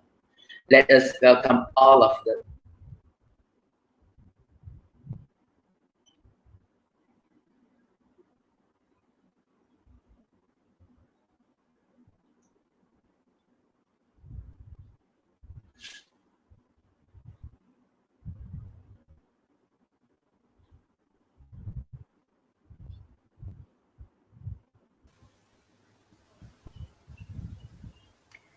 Thank you very much, Gary. Assalamualaikum and a very good morning to our Honorable Program Director, Mr. Renly, most honorable panelists, Encik Shaharuddin Busri and Encik Ahmad Firdaus. Also not to forget to mention our audiences and viewers here. Hi, I am Fauzan as the moderator for this webinar. Hope that you guys all well and we all always be protected from the pandemic. Finally, we have reached our main event here that we have been waiting for. I believe we all here are eager to know how exactly designers responded towards COVID-19 outbreak. So we are going to have some talk from our panelists here revolving on how design responds to COVID-19 pandemic. Before the talk, there is Q&A session, so please prepare your question if you want to ask anything to the panelists. Beforehand, I would like to apologize for some delay or unclear transition or some lagging as we have some issues with the line here. Okay, but before I give the screen to our panelists, let me introduce them briefly. Our first panelist is Encik Shaharuddin Busri.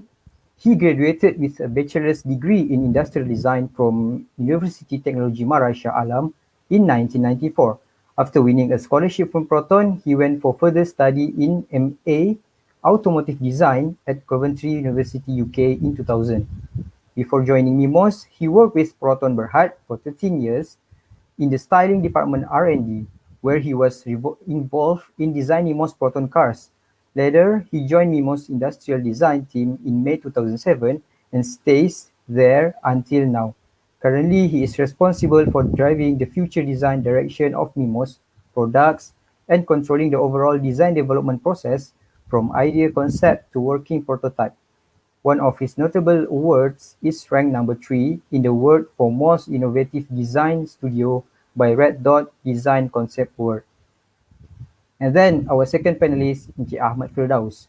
He is an experienced product designer in industrial design with 11 years of creative work in fashion product, commercial product design, automotive, and creative multimedia industry. He has also experience in branding, marketing, and business development. Encik Firdaus graduated from Diploma in Art and Design, Industrial Design, in 2006 from University Technology Mara Kedah, where he received 4 times Dean's List Award. In 2009, he continued his study in University Technology Mara Shah Alam with Bachelor's of Design, majoring in Transport Design, where he was awarded with the Vice Chancellor Award. Through his journey, he was awarded the Best Design UMPC product, choice by collaborator Advanced Tech. Currently, he is working on his own brand, Rider X Design, and affiliated with Pereka, Persatuan Pereka Industri Malaysia, as promotional and marketing team members. Okay, without further ado, I invite Encik Shaharuddin Busri to give a talk and share a little bit of his experience about how industrial designers are doing their part to help during the COVID-19 pandemic. Time is and screen is for you, Shaharuddin.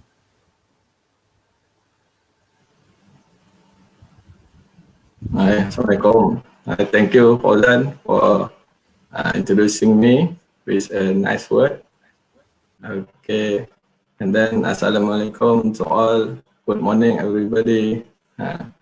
Okay, my name actually Saharuddin Busri. I am head of Industrial Design MIMOS. So thank you to Faculty of Design and Architecture, UPM, for inviting me as a panel for this event. And also thank also to Prof. Carol as my Sifu from my study during my degree in UITM in 1994. He's my lecturer that time. So until now, he's still one of my inspiration. So, and special thanks to the student of Industrial Design, UPM, who organized this nice SEEDS 2021 showcase and design sharing.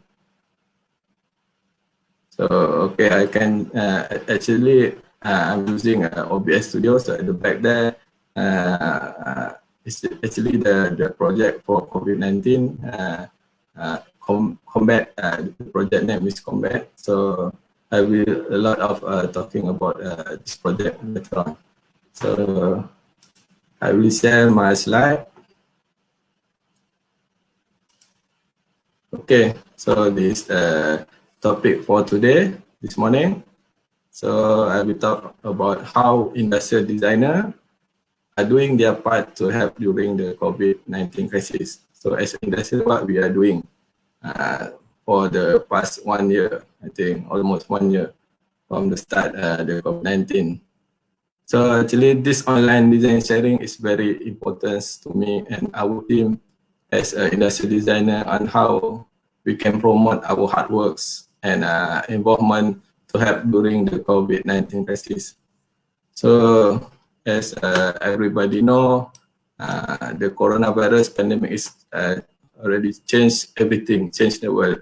Its impact on globally wellness and the economy and sports organization in every industry. We also as an industrial designer, what we can doing, so what we are doing to help and giving a solution to face with this pandemic. So, okay. So this few of my design work I developed during pandemic time. So this all you can watch, you can view all my works in my IG, Saruddin Design. So, but not today I'm not sharing all of this work, this design because the time is limited. So I can share the project related with the pandemic, and also I'm not sure the project with client and ongoing project because there are a lot of confidential project, so I cannot share everything. So, and mostly today sharing, I will talk about what I'm involved with the work where we support the charity, we support the society. So this is my detailed contents of design sharing today. So number one, because I'm from MIMOS, so I will talk about MIMOS Industry Design, and what we are our role during the pandemic crisis. And then we also doing the design thinking projects during the COVID, and we did some project related with the COVID-19 issue. And then what our team in Combat, we are doing on Combat project. So I will share about a lot of design development, conceptual development until the prototype build up. So, and then lastly, if we have time, I share on what is the industrial design competency after the COVID-19 happened. So hope everybody can get new knowledge and get the ideas from my session today.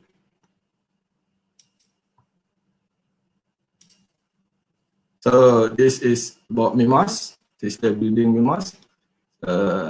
Now I'm working from home, work from home. So almost I think 2 months or 3 months I'm not go there. Maybe just visit there one day or 2 day. So MIMOS is a Malaysia National Applied Research and Development Centre. It's a strategic agency under the Ministry of Science, Technology and Innovation. Mostly, MIMOS contributes to transforming Malaysia's industry through patentable technology platform, products and solutions. Over the past 12 years, MIMOS have filed more than 2,000 intellectual properties, IP, in various technology domains and across key socio-economic areas, serving a central role in Malaysia's digital transformation journey. MIMOS endeavors to create a culture of innovation by nurturing relationships with internal and external stakeholders in the spirit of smart partnerships and inclusive growth models and strategies. So this is about MIMOS. Okay, MIMOS actually a lot of research lab, a lot of product development lab. So this our team, our department, PDDM, Product Design, Digital and Digital Modeling. So under PDDM, actually this considered like one stop center for product development, where we are developed from conceptual and the industrial design until the production ready. So we have industrial design head by me, and mechanical engineering head by Suli, and advanced mechanical actually a new team led by Ahmad Fidaus, who deal with the advanced mechanical deal with the lot of simulation, augmented reality, mixed reality, and virtual reality. Now we are moved to that technology. So we have a rapid prototyping, doing the prototype model making did by Nuzairi, also from industrial design. And then we have a reliability testing to do the testing in-house. So we have a complete solution for product development. So next, what is about the industrial design, MIMOS industrial design. So this is me in the office. So we have latest technology, latest equipment. So for support the project, that not just for MIMOS but with the client outside. So MIMOS Industrial Design is an award-winning design studio that focus on design and development that span and support new technology and application. The design team comprises product and automotive design experts who are dedicated to improving the everyday life of people with passion for innovative technologies and readiness to work directly with client top management. Starts the ID team on 2007, established by me last time. So as a pioneer in industrial design in Malaysia, the studio provides processes-driven results by researching user requirements and needs, which can be tightly integrated across other disciplines. In the design development process, the team also places great emphasis on the design language research to create a brand identity and emotion for each product. The studio is supported by state-of-the-art 2D and 3D digital software, complex surface modeling, detailed solid modeling on multiple design packages, including augmented reality, AR, virtual reality, VR, and mixed reality, MR technology. So if you see the picture here, we have latest technology, not just VR, AR, but HoloLens for mixed reality. The studio also applies the design thinking methods in with a creative culture for the design process for more innovative and unique output. This facilities seek for further empower and educate this industry on the design thinking process to improve their product design and remain competitive in the marketplace. So this is our activity during the design thinking to support the local industry and SME. So okay, this about my talk today. So what is the industrial design role and activity during pandemic? Actually, if you see here, the column is 1 year from January until December. So what actually me and my team doing during that, because there are no good method yet on how to solve the pandemic issue. So this is what we are trying to create a solution as an industry designer to solve the pandemic issue. So I'm divided into three. Number one is a company project where I'm doing for support our KPI. So but we have a lot of project, but we are focusing on what we are support for industry. And then next is community project, what we are support under the society to support the community. And within 1 year, we are doing the activity. So what is our personal development? So as a company project, what I want to share today actually about the design thinking training. So actually last time we are doing a 1 year design thinking coaching to SMEs, the local industry, to support a few company to come up with the product, innovative product. And then also as a community project, we are support mereka as a industrial design society in Malaysia. And then we did some project for to support the frontliner for COVID-19. Then other project like a drawbridge project, and also we are support a local university on webinar series. And then what we achieve for personal development, so we can enhance our design competency with a new way we are doing now. Okay, we are facing with the problem, we are facing the new thing with new norms. So a lot of new technology, new knowledge, and new skill we are developed. So as industry design, we need to enhance our design skill, design competency to make sure we are facing more challenges for the next few years. So on design thinking, so we have our own MIMOS product design thinking. Actually, I believe that every designer, every student from design school know about the design thinking process. But what we are doing in MIMOS, actually, we are educate outside there, the SME who don't have the design capability, but they have the R&D facility, but they don't have designer. So we educate them on how to produce their product more innovative and more competitive. So this is the process in design thinking in MIMOS. Actually, it's the same with I think globally it's same. Stage number 1 empathize, stage number 2 define, stage 3 is ideate, and stage 4 prototype, and stage 5 test. Maybe another 6 we also have. So, but in our module we have emphasized on detail in design manner. We did a lot of conceptual development.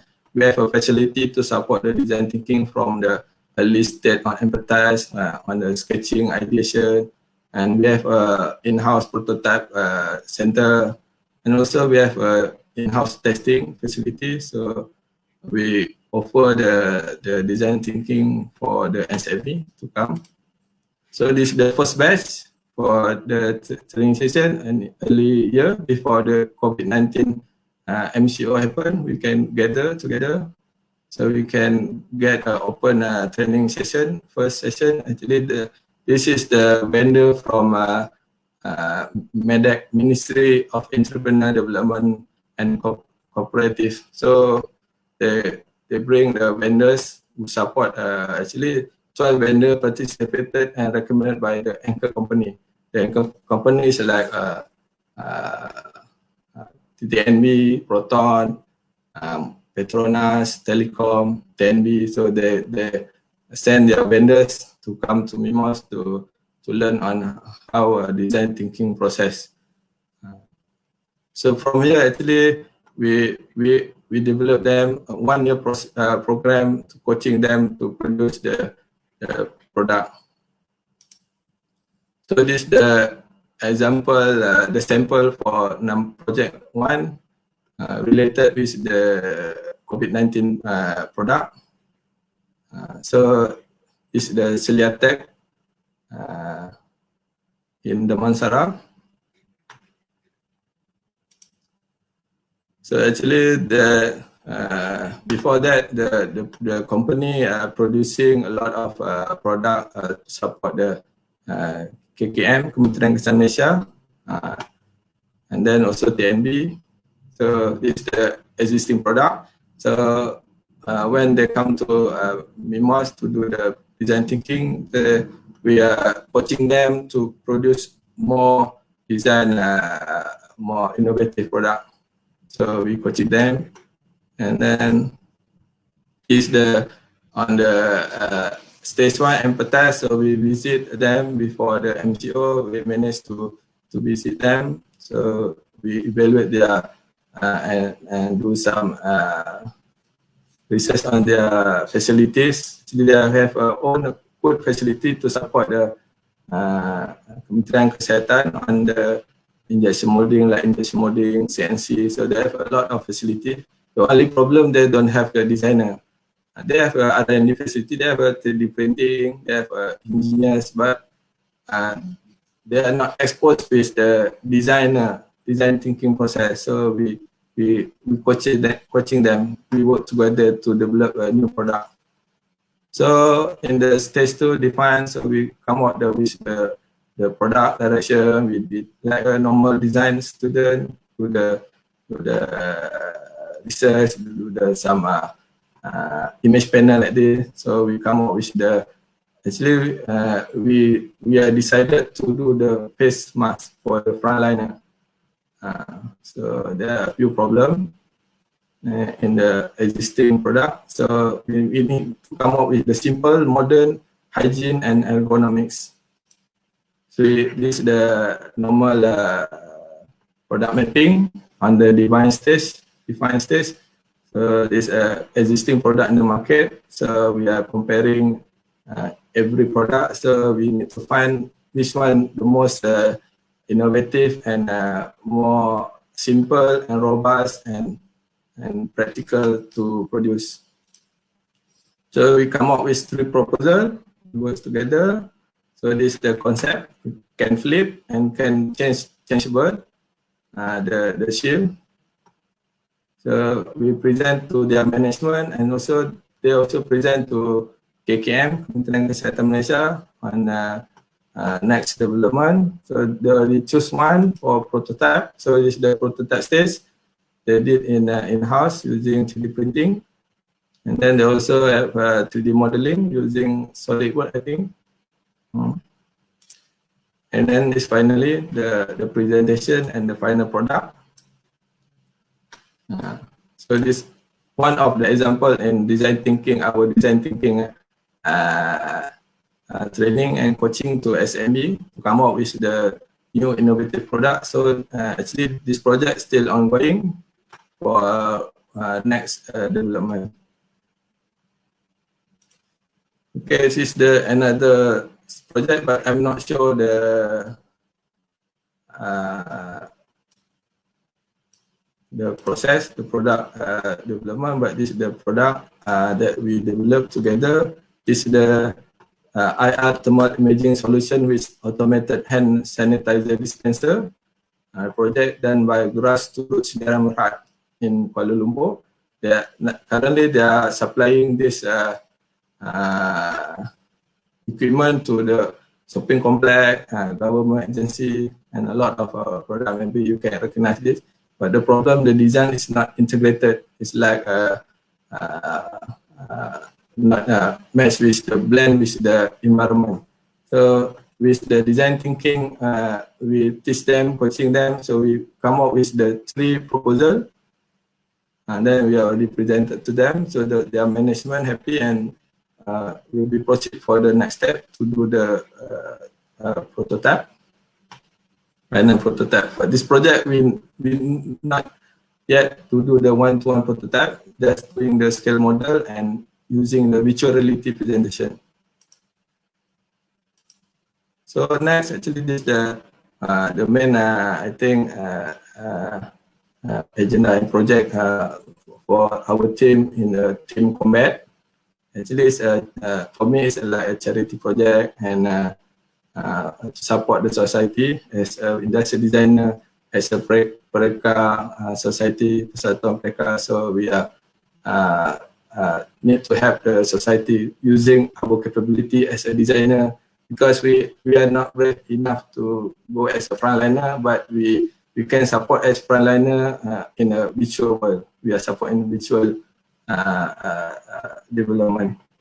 So actually, I'm just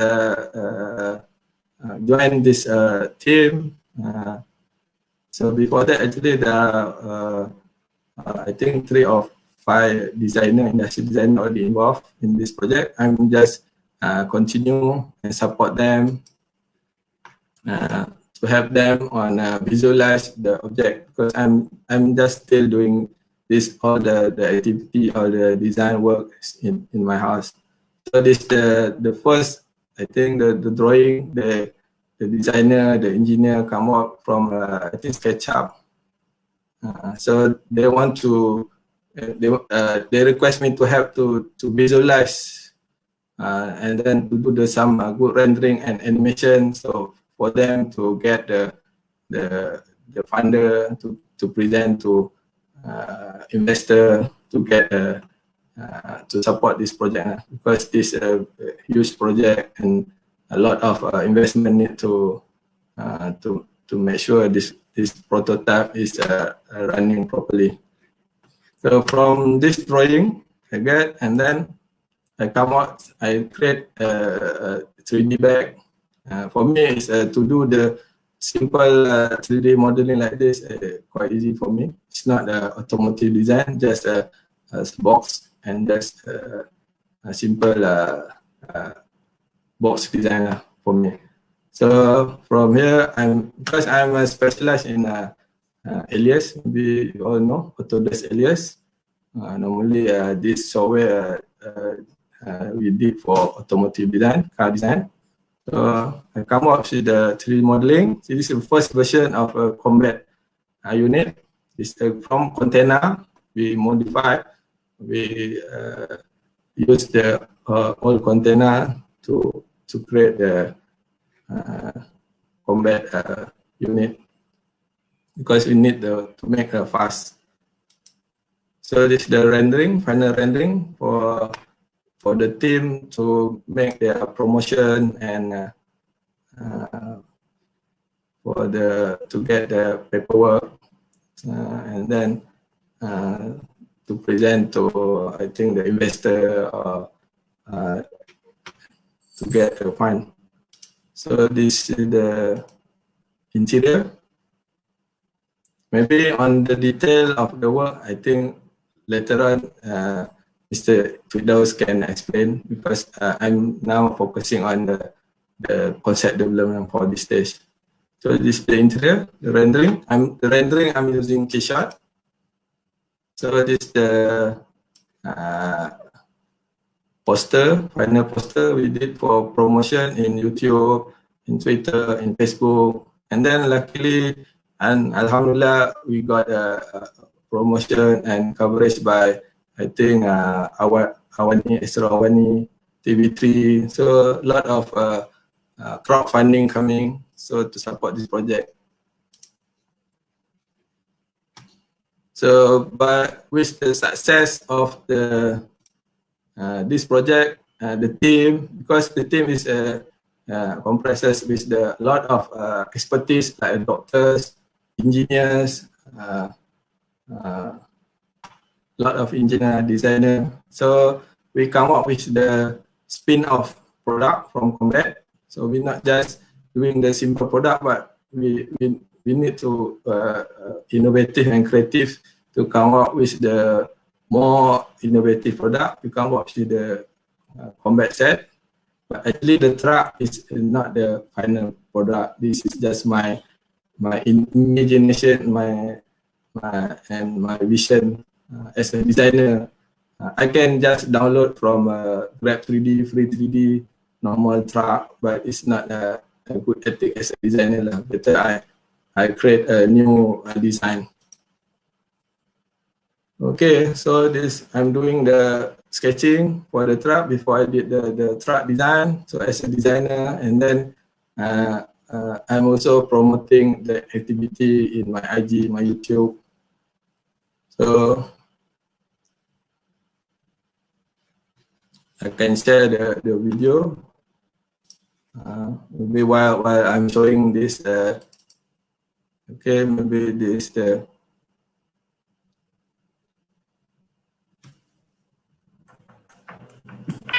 so you can watch this video in my YouTube.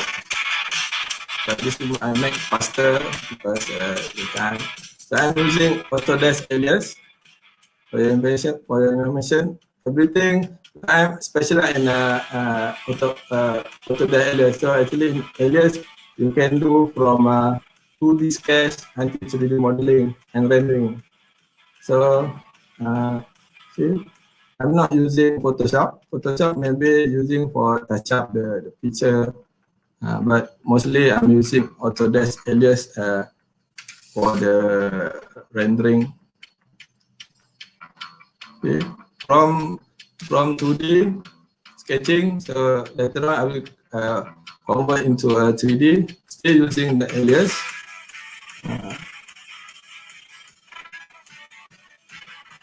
So see, if you look at the tools at the left and right, it's similar like Photoshop, but there are more features here. You can snap, and then easy for me to make masking. And then, but the important thing to draw nice like this, you need to understand on the basic sketching technique, on the reflection, the perspective.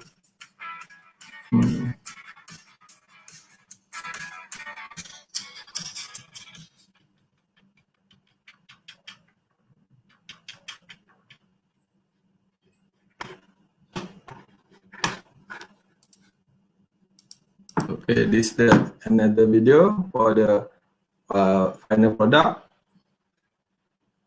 See this video I share to the combat team on the for the presentation.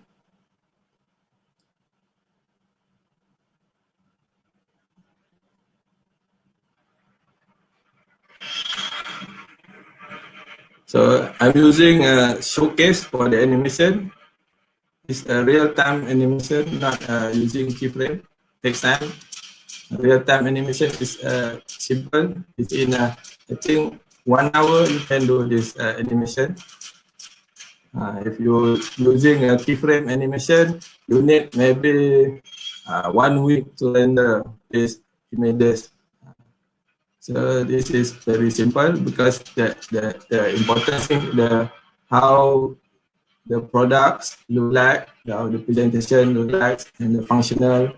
So the investor and crowdfunding, so they can understand and easily to showcase the product. So this is the spin off the combat product. So we have a lot of activity inside here. Because from the first project combat, actually a lot of issue, a lot of improvement required.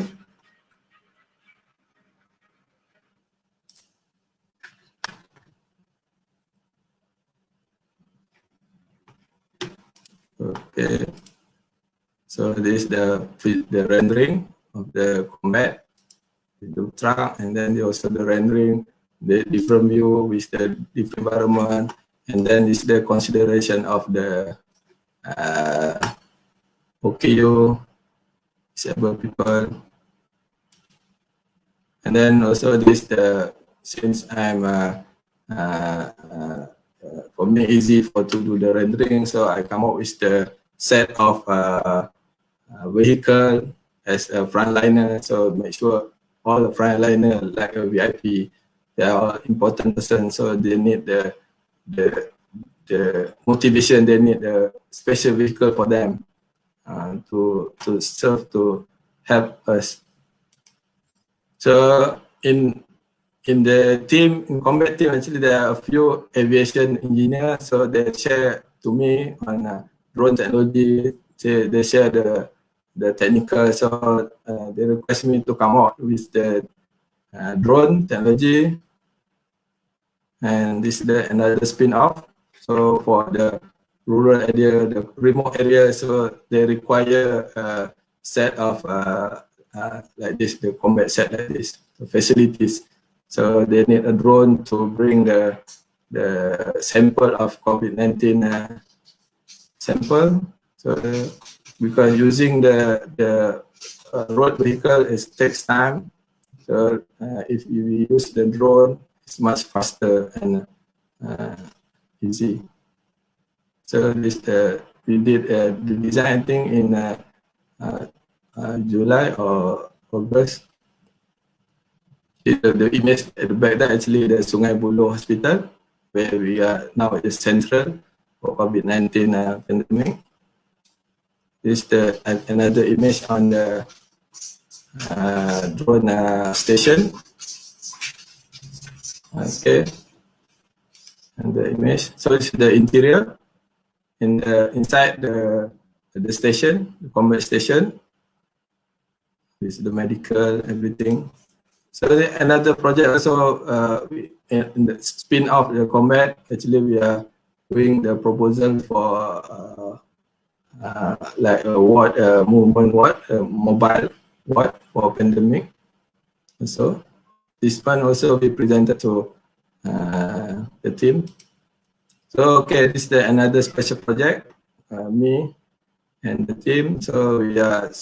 This is not really related to COVID-19 pandemic, but the issue is happen when the crisis coming. So actually, this Surau Bergerak, I'm proposing support the team in the food truck area in the progress in Kuala Terengganu.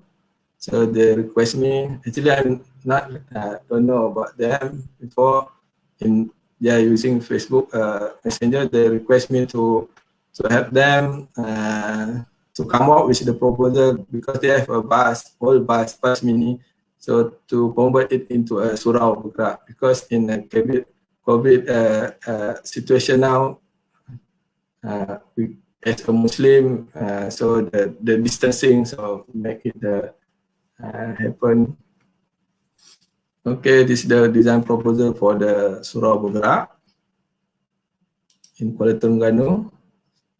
So this also the rendering, still the rendering, not the real bus. So this one also they require the rendering, the visualization for them to get the fund to produce to fabricate the real bus. So this is the interior proposal. So actually everything I did in Autodesk Alias and rendering in T-Shot.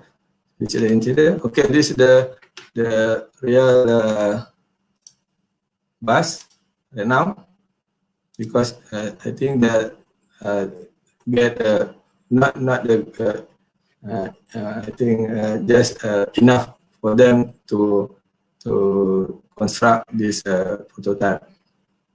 Not prototype, real. Now, based on this story, this success, I think there are a lot of promotion, so coverage by I think media, so that they get a lot of fun. Now they come up with the new version of Surau Bergerak for special for women, and then they request me also to do the I think ceramah bergerak, so for them to make the ceramah.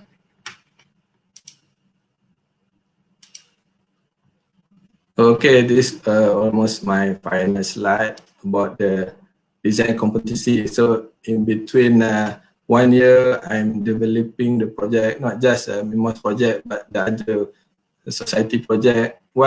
As a designer, what the skill, what is the development in the competency development that we are getting. So make sure as an industrial designer, we need to get a lot of new technology, new knowledge.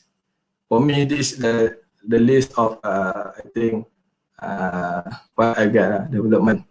So start design thinking, improvement, and sub 3D surface modeling. Until now, actually, I'm doing the gaming with my son because I'm now developing the sub-D modeling. So this is the images about my activity. So we can watch. I can show my slide. What is the activity during?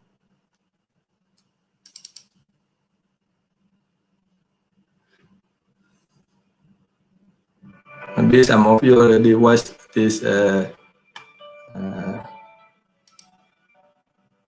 video. So actually this video I'm preparing for my design talk. I think last month. So what is the activity as a designer doing while work from home? So this is my sketching technique, sketching using marker. I'm still also doing the sketching marker, and then I bring the 32-inch Wacom from my office. I'm borrowing, so I can work from home using sketching. So actually you can watch the video or the digital sketching I share in my YouTube channel, Sarudin Design. So you can visit there. And then this the side view digital sketching. Actually I've shared the modeling. So this is the VR, 3D concept sketching in VR. So now I'm practicing 3D modeling using VR. So new technology in Alias. So this one also a sub-D modeling technique. Actually, if you are using 3D Studio Max, Blender, that one already there. But in Alias, this is a new thing. And then the reviewing 3D modeling. Then I convert into a Blender from the Alias, and then Unity. So the data is more lighter, and this is the augmented reality. This is the how I convert it using the Unity and before that. And then finally, I come up with the game mode modification from the 3D data. And then you can test your own car for driving your own vehicle. Okay. So actually my first son helped me a lot because he's a graduate from multimedia computer science, so it's supporting me a lot of in enhancement on my digital technology. So this is the also the sketching technique project, how I project the sketching on the 3D modeling. So this drone 3D modeling actually while we are doing in the combat project. So this is how I construct the 3D modeling and 3D sketching using Wacom Cintiq.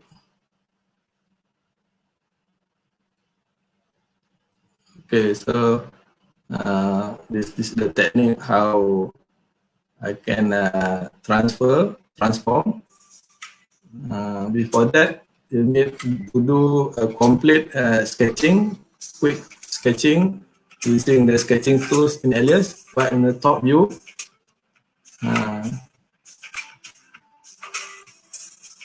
okay, so and then you can sketch using symmetry. Now you just symmetry the images, sketch this side automatically. Another side is will be automated drawing. So this how I snap to curve. This advantage using Autodesk Alias, you can snap to curve because this picture don't have in Photoshop. So you create curve first, and then you can snap the sketches on the curve. See? That's why the line is so perfect, because I'm snap on the curve. And then after complete the 2D sketching, you can project on the 3D surfacing. So from top view, project sketches. See, from the basic surfacing, actually you can come up with the complete for conceptual 3D modeling.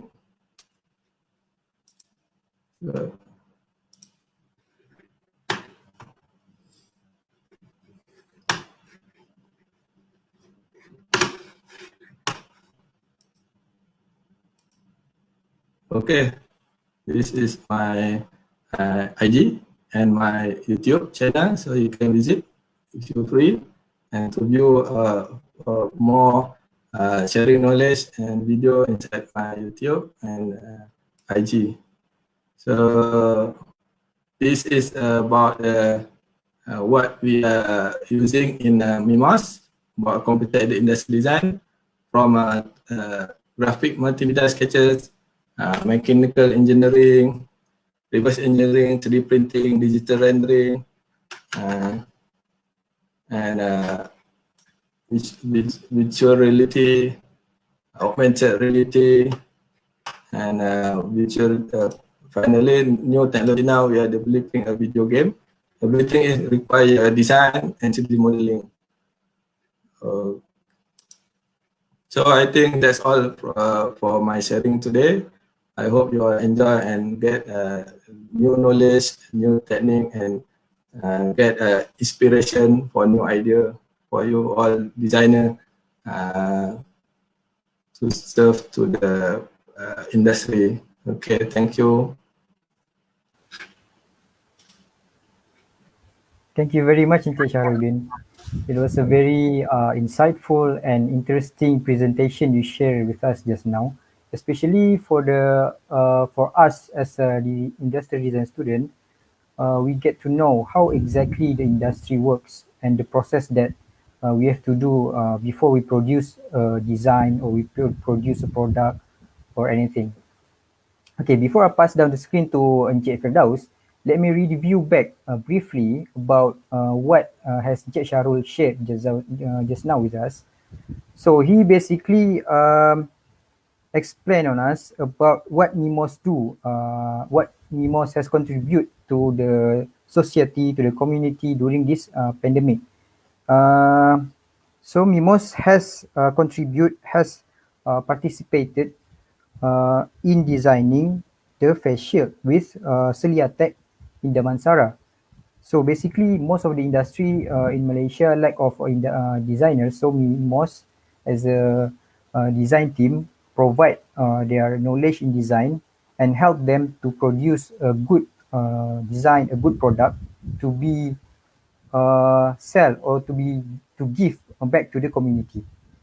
Also, their main project is the Team Combat, which is coronavirus mobile test unit, which basically a box which is removable and transportable for to fight the pandemic. Okay, without further ado, we have our second panelist here to talk about designer, create solution or be the solution. So let us welcome Encik Ahmad Firdaus. Time and screen is for you, Encik Firdaus.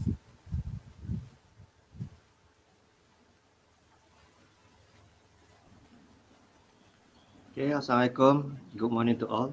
Thank you, Mr. Fauzan, and congratulations to the UPN final year student for organizing such webinar for their SEED 2021.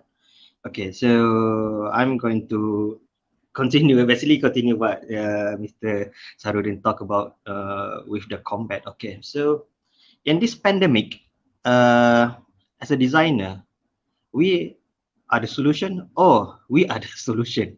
We create a solution or be the solution, because there's two different things about creating, doing your skill and your knowledge, creating design as a solution, and how you could be yourself, the thing that you know could be the solution. So we designer, we don't work in isolation. We work with others. We do with a networking. We work with engineers, fabricators, model makers, marketing, business people. So in this pandemic, basically the potential for development design is much more higher and crucial, but it must be done in a very phase way so that we could achieve a more sustainable and functional direct solution, because things need to be solved very quickly. So in this pandemic, as a designer, we have to look into potential and solving matters that are the most needed.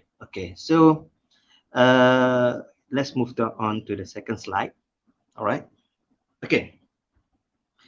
So COVID-19 is a global disruption. So what is our chance? What we can do during this pandemic? Okay. In March, after 2 weeks of MCO, in the early phase, we created a group of design engineers, doctors, and other technologists to come up with a solution, because we are seeing that the government and the ministry, KKM especially, are lacking of help in terms of how to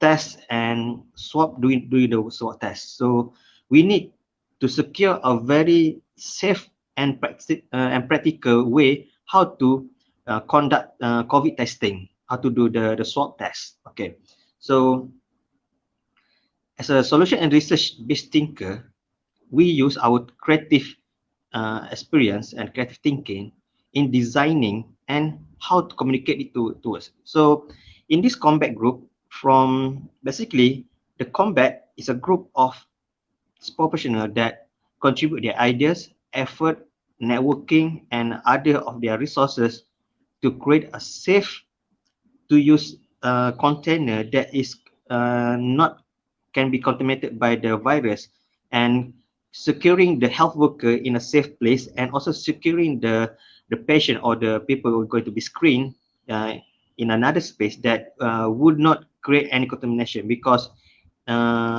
if you can see in the news, it's about almost 20 to 30% of healthcare workers are exposed to the virus bring by the patient, because there is no very particular safety zone or treatment, even so they are wearing their PPE, their full garment of PPE. So this group of people, the combat team, from just a few people, it grew up to more than 200 people in the group. We start with a WhatsApp group with this combat. So in the WhatsApp group, we were discussing what's the best way. So a few of us suggest, okay, we could take a 20-foot container and make a very safe area that could be as a usage for the hospital before patient are to bring in. So it's going to create another area for the hospital or the KK to receive patient to be swab test over there. Okay, so in the early phase, our friend Zain Azrai, he who did the first technical drawing with SketchUp to create the basic technical drawing, how it's going to be emerged. So his proposal from our engineers, for our friend, creating this 20-foot container that are divided into rooms. So after that, for bringing this idea towards a much more better visualization, we contact Mr. Sahrudin Busri, Wakmimos, to continue it with the 3D visualization to make it much more nicer in the proposal and presentation, because we are going to face presentation towards ministry and VVIP in collecting fund and collecting agreement that this is going to be a valid solution that we're going to solve and we're going to help the KKM. Okay, so up till now, we managed to build 2 containers of combat situated in hospital UiTM Sungai Buloh, the specialist hospital by UiTM. So it was the first one. It was an MK0, and then after almost 2 months, we fabricated another one, which is the MK1, which is a much better version than the UiTM. So it was placed at KPMC Kajang, which is a specialist hospital at Kajang. So both unit of the container up to now already serve about I think more than 10,000 swabbing tests, because in one day the container which have 5 inlet with 5 space to gather a swab test patient, would took the container about in a day we could do about more than 1,000 to up to 1,500 patient swab tests per day, screening per day. So it is much more safer method and a faster way and efficient way, because the frontliner sits in the middle of the container and is not exposed to any danger. So the design of the container combat is the most safest specification you can find in Malaysia, and by that time also the first in the world that we already achieved to practice and do it. Even so, during that time in March and April, there is a UN design, also the same idea concept as using a container to contain this, but we are the first to fabricate. So we could probably say this is our design in Malaysia. We are the first in the world to create such safe container that for the screen test. Okay. Up to now, upcoming we are going to fabricate in the pipeline. We are already have 5 more container that we're going to distribute whole Malaysia, and we are also going to help the government with the vaccination program. So this is still in the talks. Alhamdulillah, up to today, we have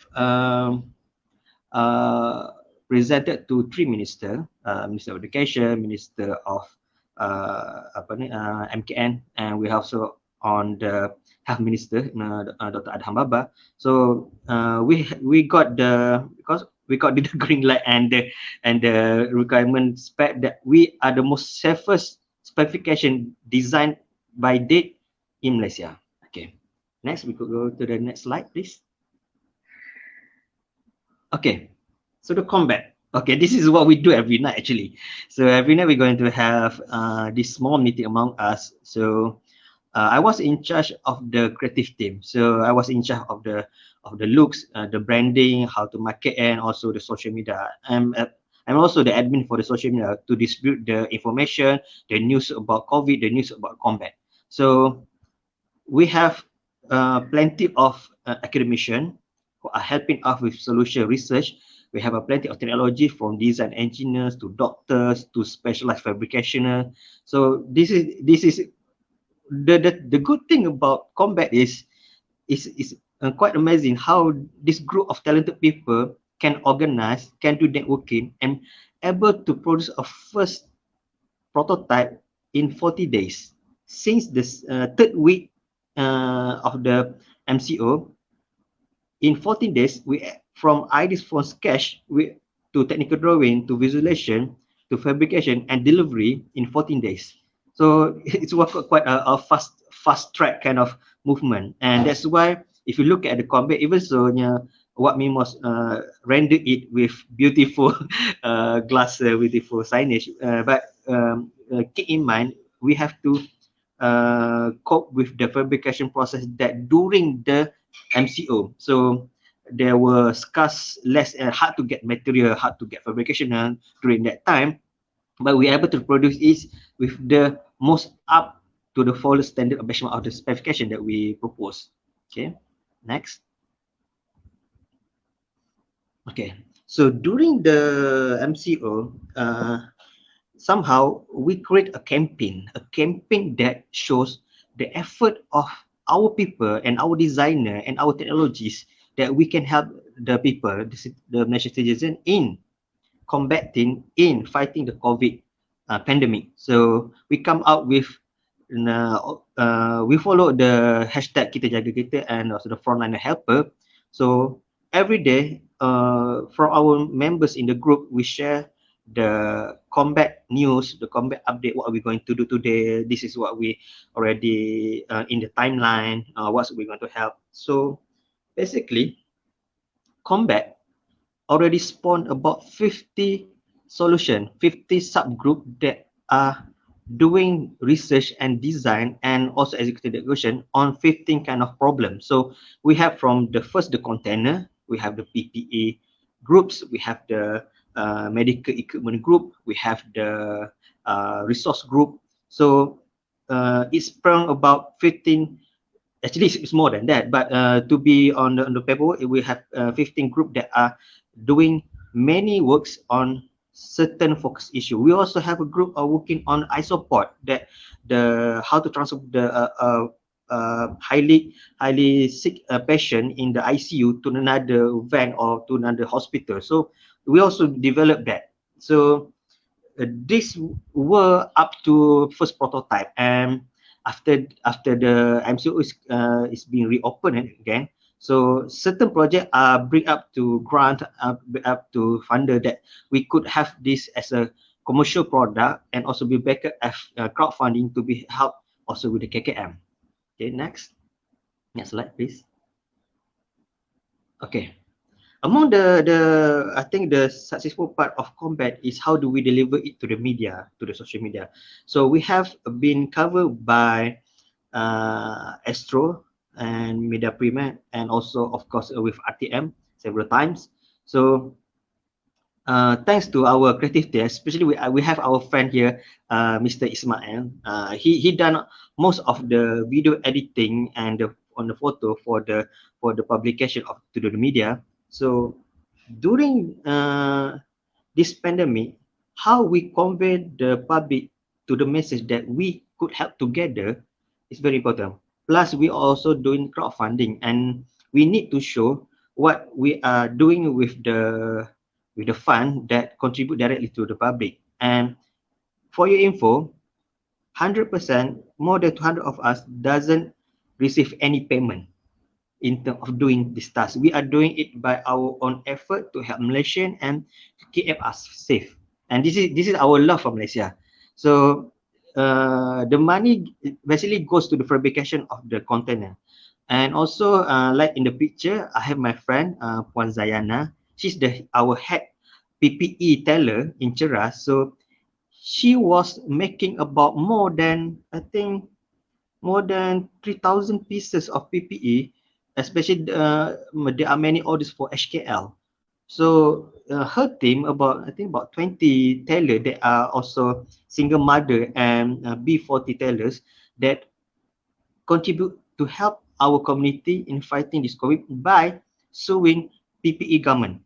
So thanks to her, the combat solution is what we call is a full circle sustainable solution, that we have the combat, we have the PPE, we have the medical equipment, we have the resource. So this is what we can create, and what we can come up with the talent of people are doing things for love and to protect our community. Next. Okay. Also from that, combat also helped with several group, and we have I have a few attachment with. If you can see, we have the face shield makers. That we have this one Facebook group that is COVID-19 help in Malaysia. So they are producing face shield for the community, for the hospital, for the KK, for the frontliners. So this is basically a donation from us to the frontliners in terms of face shield. So it sprung a lot of subgroup, and after that it's being managed by DLM, such as we have the Kuala Terengganu helpers doing the 3D print and doing the face shield. We also have the Kedah UiTM Merbau also doing the face shield, helping their community. So basically, combat is being associated also with this kind of group, because we also help the community. So we use our resource, we use our network, okay, who contact who knows who, and that became a community effort. And Alhamdulillah, up to date, this group are still active and helping the frontliners. Okay, next slide, please. Okay, as a designer, I'm going to tell about what I do. Okay, my team and my company, we do prototyping products for the industry, for our client, for our researchers. So during the MCO, alhamdulillah, we did to produce a few prototypes, and even so, it was delayed to the standard part order from various place, but we able to deliver this prototype that we made for My Aging, which is a research institute in UPM. So this was a UPM Industry Design final year student that we design engineer it, refine it towards a better commercialization and structure that my aging researcher could do research and testing for 1 year. So this even so we are under MCO during that time, we are still doing our jobs. So basically we work from home, but the delay was only in the logistic part, in delivering the part, gathering the part. So this still, we can still do our work. That don't make stay at home is a it's a bad thing. Basically, it's a good thing because actually I already work for 3 years from my home because I'm doing a freelancing team doing product design. So a lot of things are being settled. Even so, we are without face-to-face meetings. Okay, next. Okay, all right. As for designer, I got a lot of PM and message from student and from other freelancer. Basically, I am the head admin of Industry Design Society, IDSM Facebook group. So a lot of them are telling me that they got retrenched, they got fired from their work because a lot of company and business are shutting down. So I don't know why, but seems like business owner thinks that designer are easily to replace, which is a it's a great loss for the business in my personal point of view, because designer could do a lot to help and bring up your value of business. But yes, maybe part of design are easily to find right now. So, but that is just a one. Okay. The thing is, what I'm going to do. Okay. So in this pandemic, I urge my fellow designer, my fellow friend, new juniors at the graduating from industrial design, please, we have to be proactive on this. Okay. So in IDSM, we are open for you to share your works, your idea, your engagement over there. Build up some of your personal branding to show what your service are, what you can do. Because basically for me, this past 5 years, there's a lot of requests into prototyping and design development. That's our part we can do. Okay, example. People are searching for product designer with graphic designer. They are asking graphic designer, can you do product design? A part of it, yes, graphic designer also do product design, but in a visual way. For industry designer, you do the product design with specification. You know the manufacturing techniques, you know how to research the user, you know top to end. So you have to partner out with, and you have to know the community and the networking of designers. So do not work in isolated, do work with friends, create a team, maybe a graphic designer, a product designer, a marketer, a brand strategist. So that's how you explore yourself, how you show to the world that you are capable more than just sketching. Okay, design is not about sketching. Design is about bringing solution to the table, bringing solution to execution, bringing solution as a value to the business. So please do take a part with in the social media, especially showing that you are a designer that can do more than just design.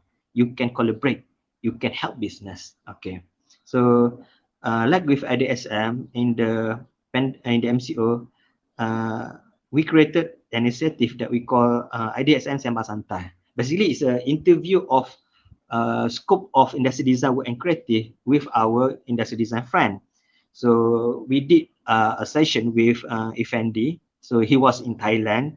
He was Nissan Thailand. So we his experience. And previously we have with Dr. Saifu UPM.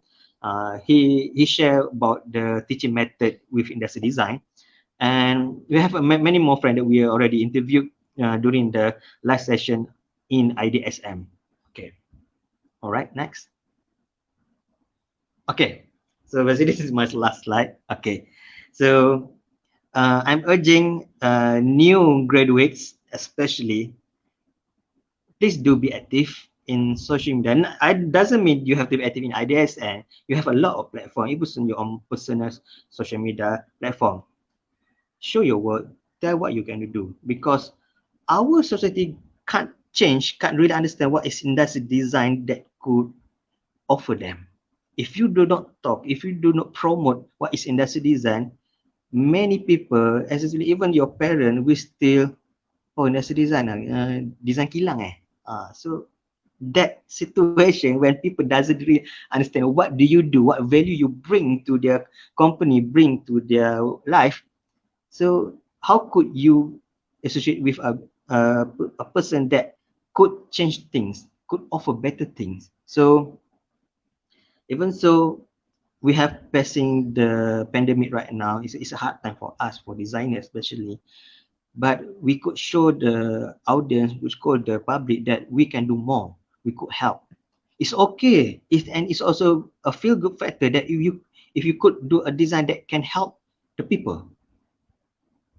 As simple as doing a simple poster graphic for your community.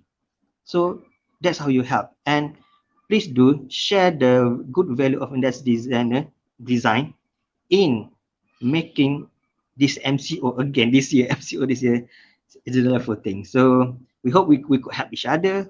We hope we could stay strong, and essentially we could help our community in fighting this pandemic. Okay, so the last word from us is conceptualize, realize, which is a tagline for Cruise and Act, which is my another product brand that I created during the pandemic also. So it's not the time to just think a concept in your head. It's time to realize it.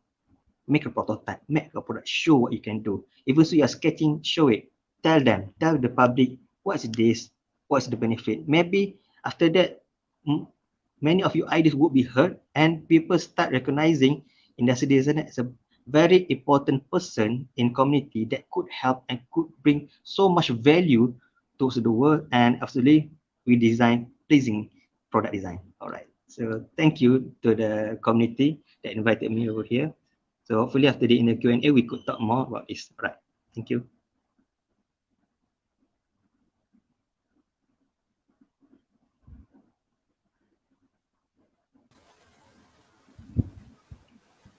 Thank you very much, Encik Firdaus, for the talk.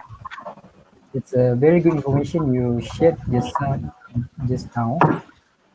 So before I open the Q&A session, let me recap back on what Encik Firdaus has shared with us.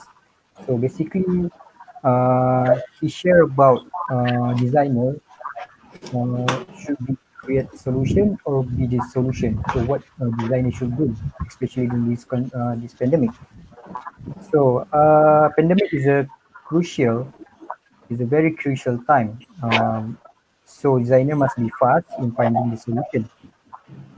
He also mentioned that during the pandemic, he produced lots of products that help the community, also helps the liners especially, such as the the team combat just now, which also has been mentioned by Encik Shaharuddin. And then he also he has a big message for us, for the young designers out there, and for design students, that we should take our part in the community. We should show ourselves. We should show what designers do, what exactly industrial designers do, and what we can contribute or give to the society back. Okay, we are almost at the end of this session. I would like to open the Q&A session for our audiences and viewers.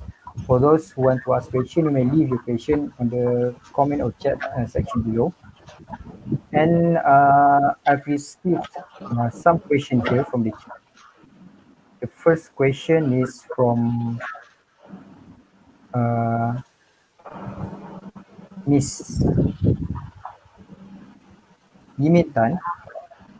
Okay, she asks, to Shaharuddin, how designers can able to change, or how designers able to change the user behavior and raise the awareness of users, especially during this pandemic.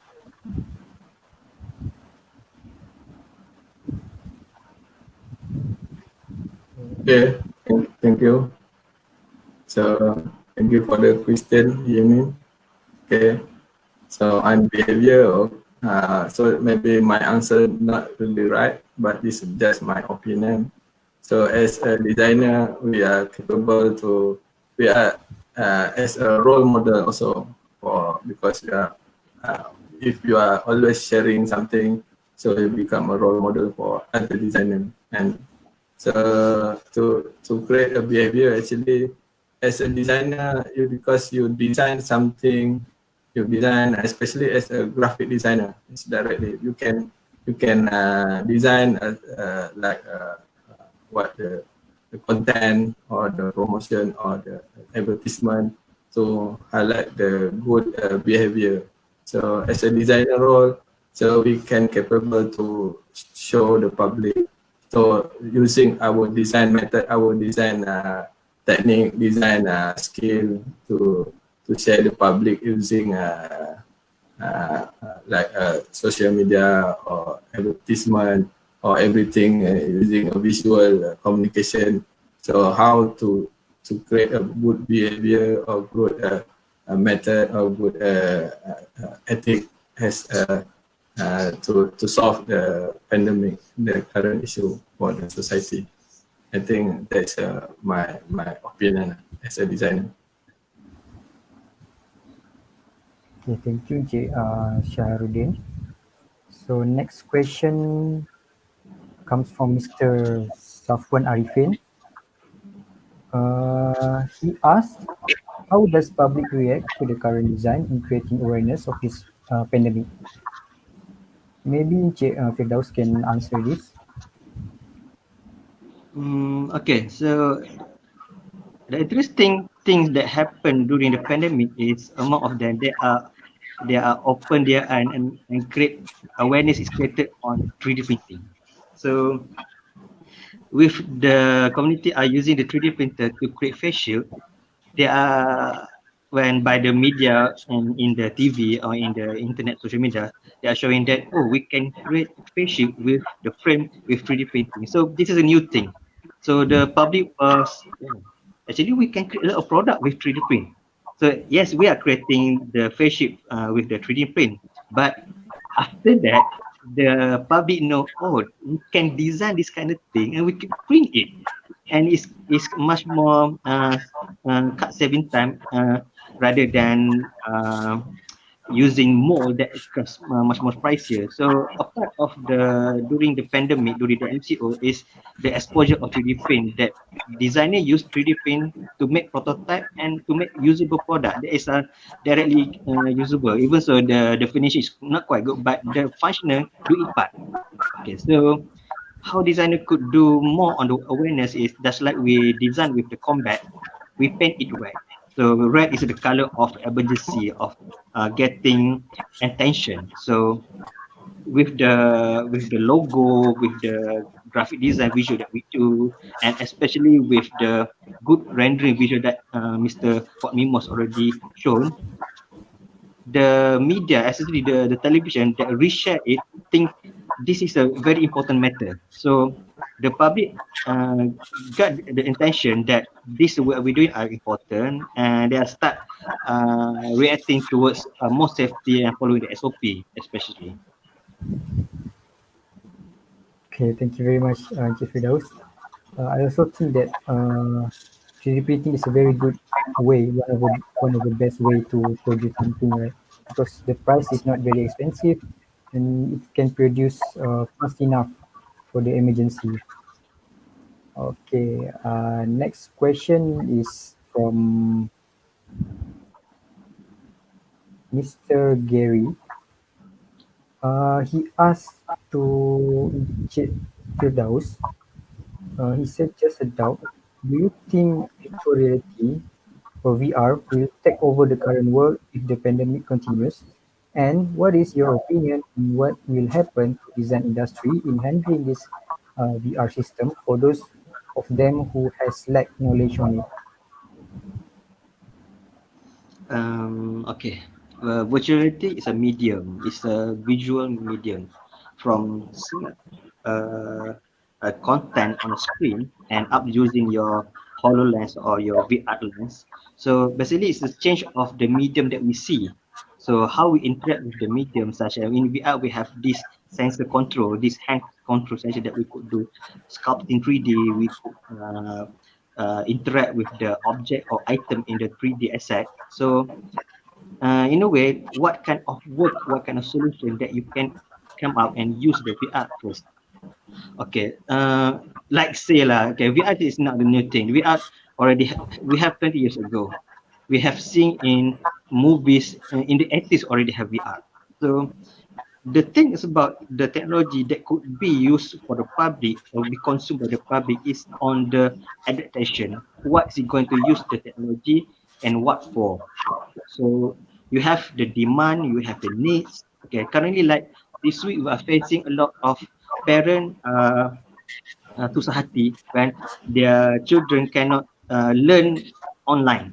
So a lot of second-hand tablet, handset that are being really looked up right now. So right now the tablet, the cheap handset are being bought plenty in the market. So we can see what's the medium, okay, what's to convey them, what's to use. So for me, VR is here to stay. VR shall be much more developed, and for me in design and creative market and also talent people, I think it's time to take up VR as their new medium of way doing design and collaborating with other designer. Just like what Mimos said with Mimos, they are doing design in VR and also collaborating design in VR environment with their designer and also with their clients. So this is a new thing that could boost our potential into developing much better product and much more interactive that we could say. Yes, it's quite it's quite boring when we are facing like this. We miss the frontal approach that we could say boring gesture, we could laugh to other people. But yes, VR could be the thing that could bridge the gap of this communication. So that is what I think about VR. All right. Okay. Thank you, Encik Firdaus. Okay, next question comes from Mr. Izzat. Izzat, oh no. It's come from our lecturer here, Cik Shahrudin Azman. He asked, C-19 coronavirus pandemic has caused industries across various platforms to halt production and strictly operate from home. What is the impact of COVID-19 on the design industry? Maybe Encik Shahrudin can answer this or give your opinion. Okay, thank you, Encik Syarul, my friend, also lecturer in UPM. So actually in COVID-19 crisis issue right now, actually a lot of impact to the industry, especially in SME, because we are experienced doing last time training coaching for the SME. Actually in the early stage, there are 12 company participate on the design thinking, but because of the post MCO impact their company, so they're reducing to 6 company until the end of the program. But at least 6 also come up with the good innovative product. So it's a really impact to the industry, SME, and especially in design industry. Only we are lucky we are still okay in Mimos. We are doing a lot of projects supporting society, supporting the industry. And so as a designer, so we need not just think working with the industry, so we need to prepare. We need to back up a skill for design as much as we can. So we need multitasking. If we last time maybe we just know how to do the 3D modeling or sketching, or maybe last time we are presenting using the normal whiteboard, normal conference room, hall. So now we are facing a new era, new norm. So we need to invent, we need to learn new thing, to prepare new thing. So in design also, as a designer, so a lot of opportunities actually, a lot of linkages. So last time maybe our link in industry just in Malaysia also. So if we open like last time in design sharing in a real conference, maybe around 100 people coming, but now we are in a virtual environment. So maybe a global will watching us. We are linked with the global. So be prepared. I'm also explained after the COVID issue. So I'm promoting myself in IG and Facebook and YouTube. So a lot of actually a lot of contact from outside industry come request me to support as a freelance job. So it's a good thing for industrial design actually. When you expose your talent, you share your skill, so there will be a positive thing will be coming. I think that's all for the question and sharing. Okay, thank you very much, Encik Sarudin. We as a design student should take note on that. Okay, next question. For the next question, we have from Izzat, I believe. Oh, from Common Tempers. Okay, good morning, sir. She asks, may I ask, during the pandemic, people are reacting differently time to time. How a designer can prepare themselves designing a product when the pandemic habit is changing every day? Okay, maybe Cik Firdaus can answer this. Okay, alright. So, okay, yeah, yes, user habit changed by time to time or by what they reacted to. So during the pandemic, okay, let's just like what we have faced with the first MCO. So the first total lockdown of MCO. After that, after 3 months, it's been open a bit, and after that, it's reopened a bit, and after we paused the states. So we are seeing three kind of habit that our public face or do in this MCO. So first, the total lockdown. For after that, it's just open a bit, and after this, the widespread of people going out again. Okay, so basically you look at what kind of product you're producing. So if you look at social media, we're talking about apps or we're talking about content products.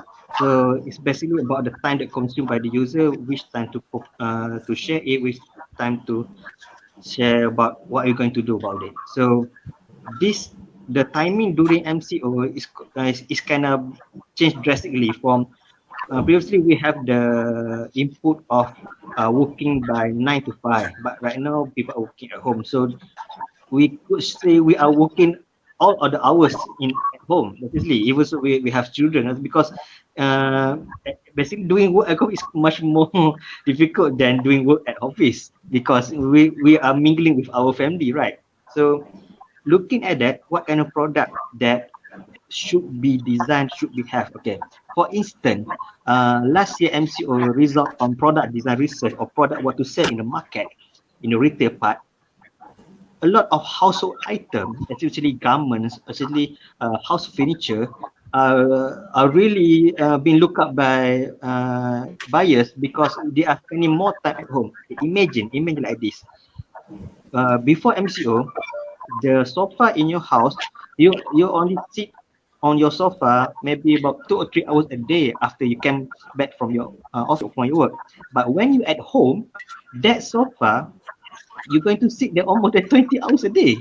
So this come different, and people start buying new things that they want to be confused, they want to use it. Especially, just look at how many households are buying kitchenware, kitchen appliance because of the MCO. So this the product that change and also what's the benefit concern. So we're also seeing there's a lot of young people that are staying by themselves, have difficulty in cooking themselves, learn to cook. So this kind of product, we have to look back into the habit and what the focus niche of the product. We could not say, I could not suggest this method of solution just for one. No, we have to look in various part of the solution and how we're going to design the product. Of course, like industrial design, we look at the user habit, we look at the user need. So each user need is a potential of a new product. Okay, that is it's an adventurous way to produce a product design. Okay, thank you very much, Cik Firdaus, for the answer. Okay, next question we have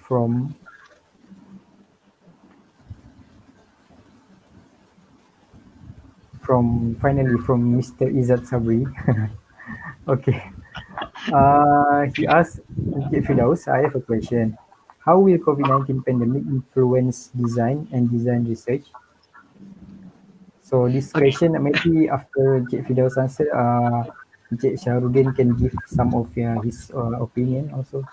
Okay, please Cik Firdaus. Okay, my simple answer is like, okay, a lot of people are hooked on to their tablet, to your smartphone. So what so-called as design influence is directly comes from the social media that we see on the content. So it look into what you kind of what you like. Okay, actually, like I'm a Gundam fan. I love Robot and Mecha. So my newsfeed is mostly of this kind of mecha design. So that's influenced my kind of work, my taste of design. But to the public, so does it really matters?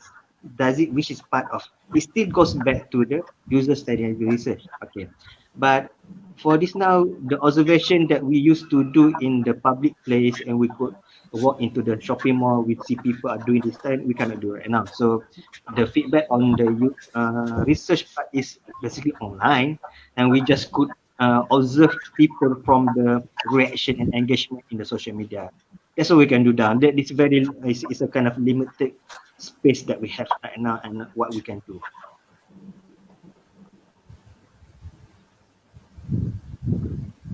Okay, thank you, Cik Firdaus. For Cik Shahrudin, do you have any opinion on that question?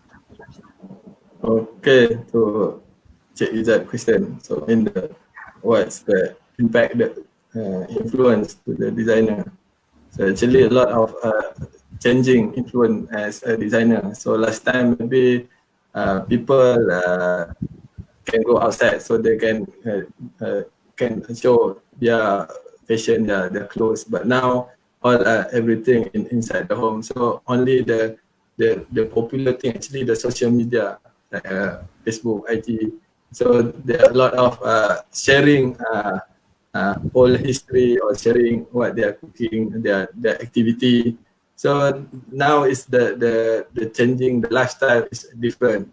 So the best way as a designer, I can say actually, if you're creative enough, you have a content, you have a lot of new thing to show as a designer. So actually a lot of opportunities as a designer. You can come out with the I think innovative product. You can sharing a lot of sharing like Cik Firdaus said lah. So it's a good platform right now.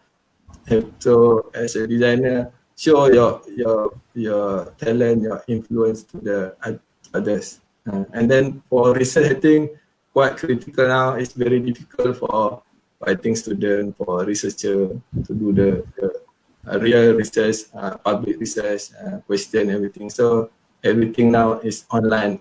I think we also in doing a project, doing a research in BIMOS. We are facing a problem also, but luckily we have online questionnaire. We did some survey online, so it's also a good thing, good knowledge and good new technology we are learning. So I think that is my comment. Okay, so basically more or less the influence is changing, right?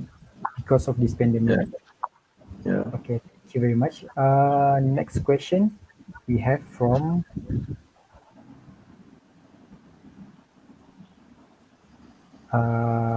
Cik Hisham Hazmi.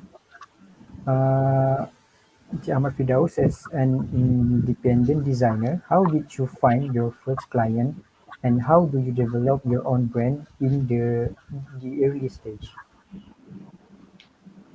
Okay, this is about personal branding. Okay, as far as I remember, my first client for me to do product design development is when I was doing diploma in UiTM Kedah.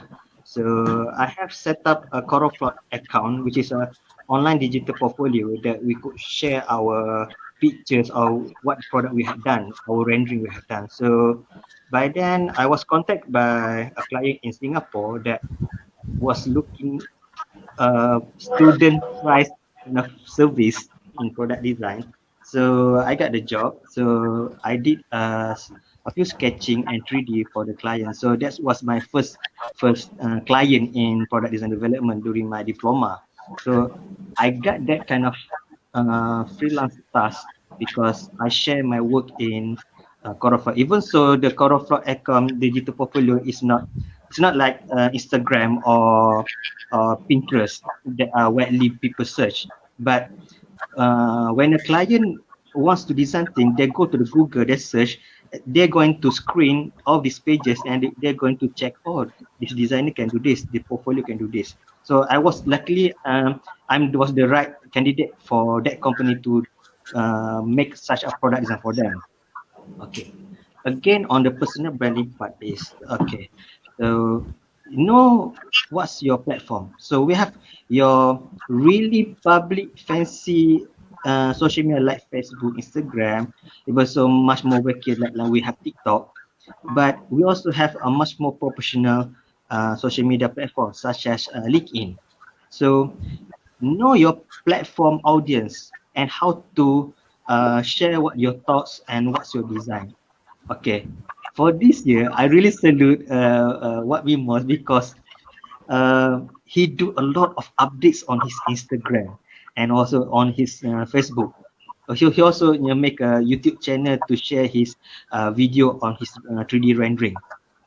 That is a really big part that open eye a lot to the client or to the audience that industry designer can do this and that, but people will only remember who are promoting or advertising themselves. So basically big names like Mimos Industry Design Studio is number one in Malaysia because it do a lot of content sharing. And also with the platform of IDSM, I try to highlight my friends and also the user over there to share more, to give a thought, engage in design content.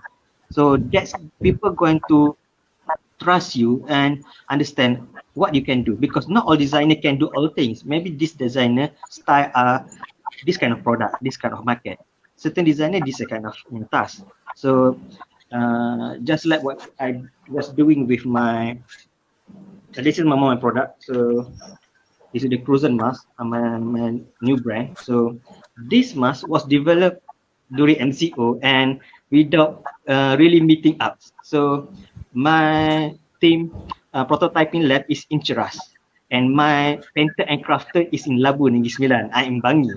So how do we develop this kind of product is through online. We have our WhatsApp chat group and we share our video over there and what to do, what to change. So basically we can develop product even so each of the team is at different place. And of course for us because it's our own brand we doesn't really have a lot of PNC because even so people are going to going to copy this well you are welcome to copy if you can do what we are doing.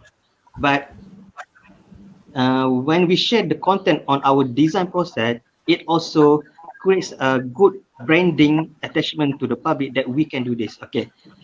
To tell the truth, even so we are producing this, we are getting a lot of prototyping inquiries from our client that could we print this? Could you do design this 3D model for us? So basically this is on the surface part. The product is on the surface part. We promote this, but in the behind, we got a lot of inquiries on other business opportunities that we could do with design. Okay, thank you very much, Encik Firdaus. Once again, we've been reminded that we as a design student have to promote ourselves, have to show our works to the public and create contents based on design and another related to the design. By the way, that's a very cool mask, Encik Firdaus. Okay, next, proceed to the next question. We have from We're from Encik Remy Halami. Encik Firdaus, you as an educator, since the pandemic is also almost 1 year and we don't know when will be ended. All universities are conducting in remote learning almost a year early. This will be a problem for the project module especially. My question, how to ensure the student retain their skill when they graduate? And what is alternative do you think on the studio-based module? Okay. During MCO, I did participate in 3 design critique and assessment for universities. So it was a challenge to check the student work from just only from PDF file. We are just seeing visual and we cannot touch the product. We cannot touch the mock-up. So I see there is we could do a much more better interactive with example like yes, example we are teaching model making. Okay, so a part of it, the lecturer or the educator must record their design first or their example of doing the prototype or the mock-up first and then reshare it. So we're talking about resource of item, how to teach the resource of how to teach them. Okay, so we have the video recording what we teach.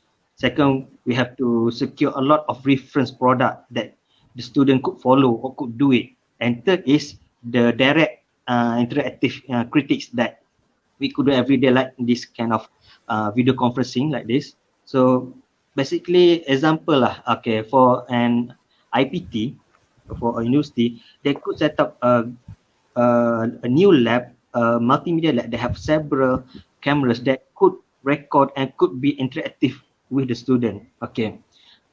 Yes, we are really facing a bad time that we are losing about 40% up to 50% of subject in university that need face-to-face and direct engagement with lecturer or in workshop. Even so, students are complaining that they can do this certain fabrication because that doesn't have tool at home, because previously we are using the university workshop to create this kind of fabrication.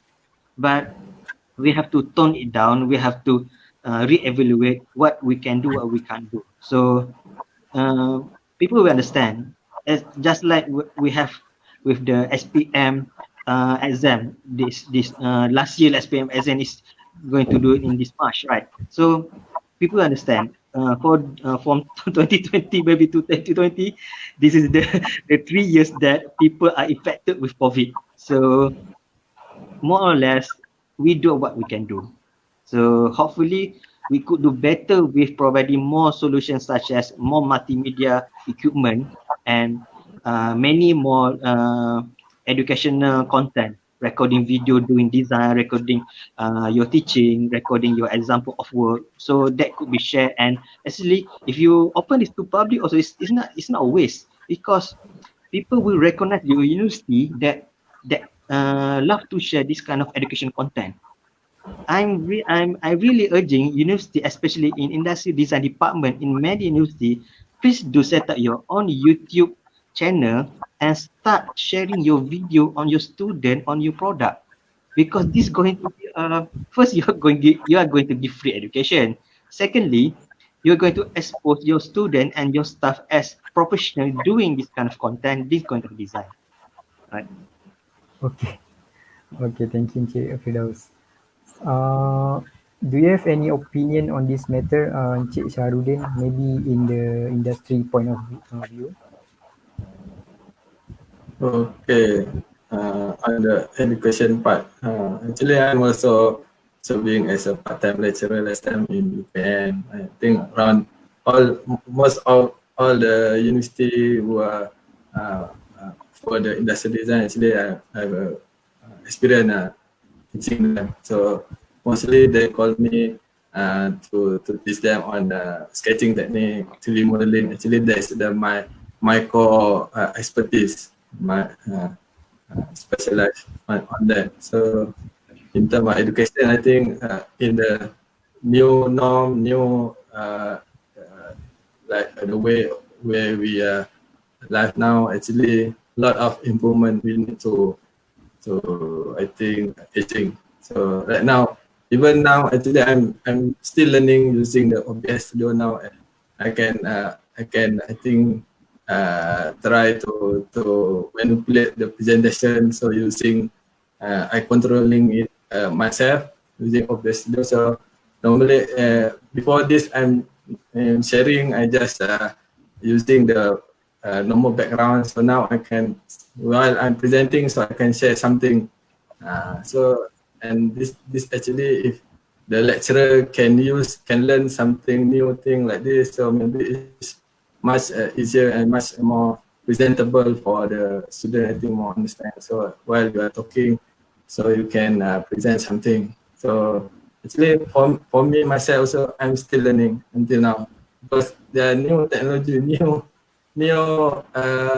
software, new application is coming. So as a designer, so we need to learn something. If you just stay static, you just doing the old method, so maybe you will be far behind. I'm afraid. So I hope you can, as a industrial designer, so you need to blend with the technology. Don't let technology let's go as you are behind the technology. So make sure you always be in parallel with the update technology. Okay, I think that is related with our designer and education line industry. Okay, thank you very much, Encik Shahrudin. So basically, we have to find another way to adapt with this pandemic and always learn, and always learn. We also hope that the pandemic will cool down soon and the university will open so that we can start the new semester in our university and have physical learning. Okay, thank you very much. Um, Unfortunately, time does not permit us, and we have to end our main event here. I'm so sorry for those whose question are not answered by our panelists here. Maybe you guys can directly contact them if you have any other question for them. So for Encik Shahrudin, maybe you can contact him through his Instagram, which is Shahrudin Design, if I'm not mistaken. Also from his YouTube. May I know your YouTube, Encik Shahrudin? Also same Sarudin design. Okay, also same Shahrudin Design. And for Encik Fidaus, maybe where we can find you and contact you if we have any question. Okay, just contact me in Industry Design Society Malaysia Facebook group because I'm I'm always there. So you could also come with posting engagement over there. So I'm open. Or you can PM me direct in my Facebook lah. Right. Okay, okay. Noted for all here. Okay, I really hope the talks that have been given by our honorable panelists, Encik Shahrudin and Encik Firdaus, will give us a little bit insight about how design responds to COVID-19 pandemic and what exactly industrial designers do in the industry and what they do, what they contribute to the pandemic. Also, thank you very much for willing to spend some of your time to share a little bit of your knowledge with us here. Thank you very much. Last but not least, my gratitude also goes to our audiences and viewers for your attention and participation until the end of this webinar. Be good, do good, and stay safe, guys. See you. I'll pass back this event to our MC, Mr. Gary.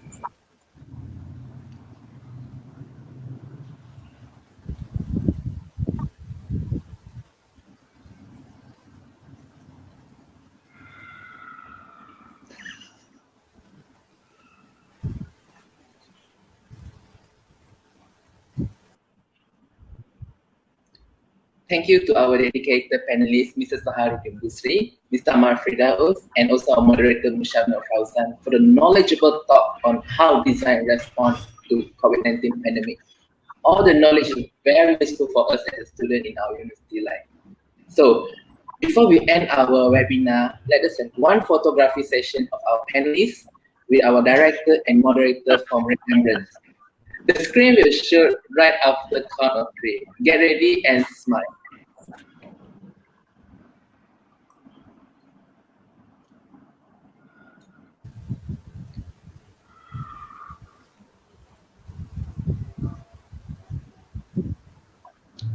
One, two, three. All right. Thank you so much for your cooperation. Now, let us spend some time to watch a video montage that's specially made for all of you. Let's watch it.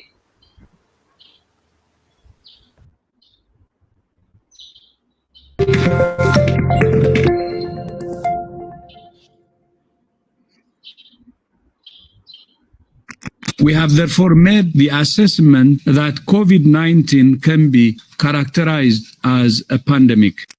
Kerajaan memutuskan melaksanakan Perintah Kawalan Pergerakan mulai 18 Mac hingga 31 Mac 2020 di seluruh negara.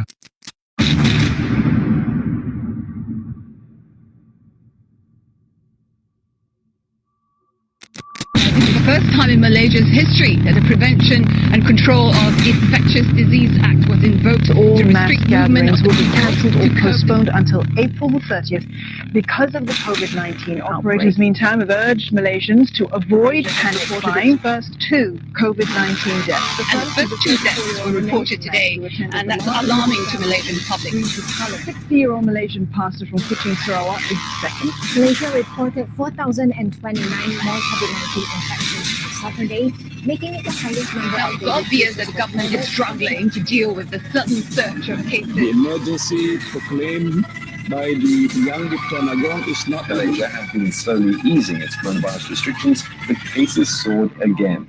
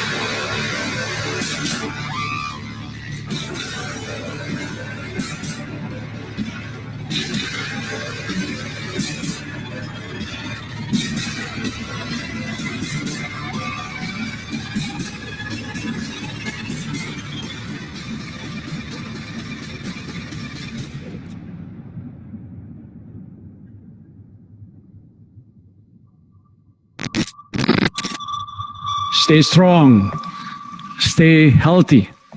Inshallah, we will succeed.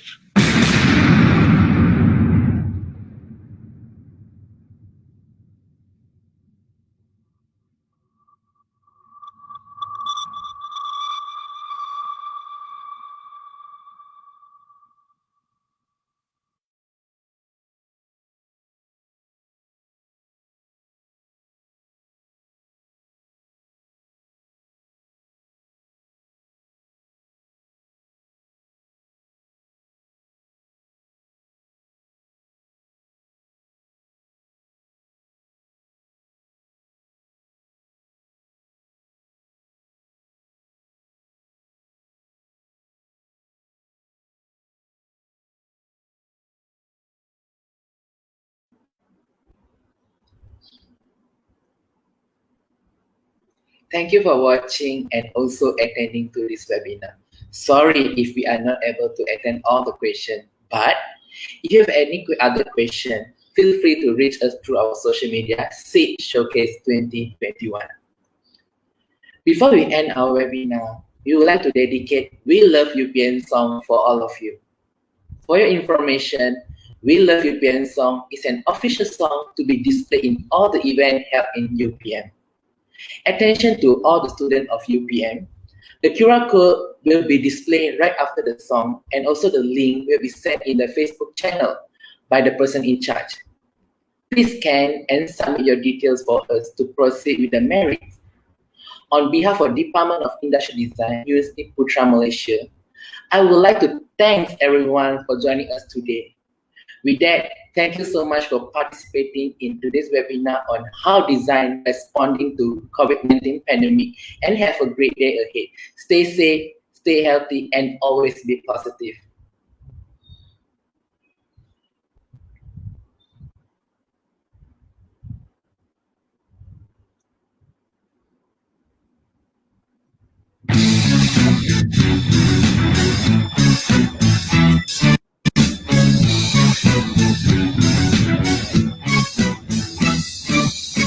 Di varsity ini aku berdiri, melangkah mula dan terus berlari, mengejar visi, menggenggam misi.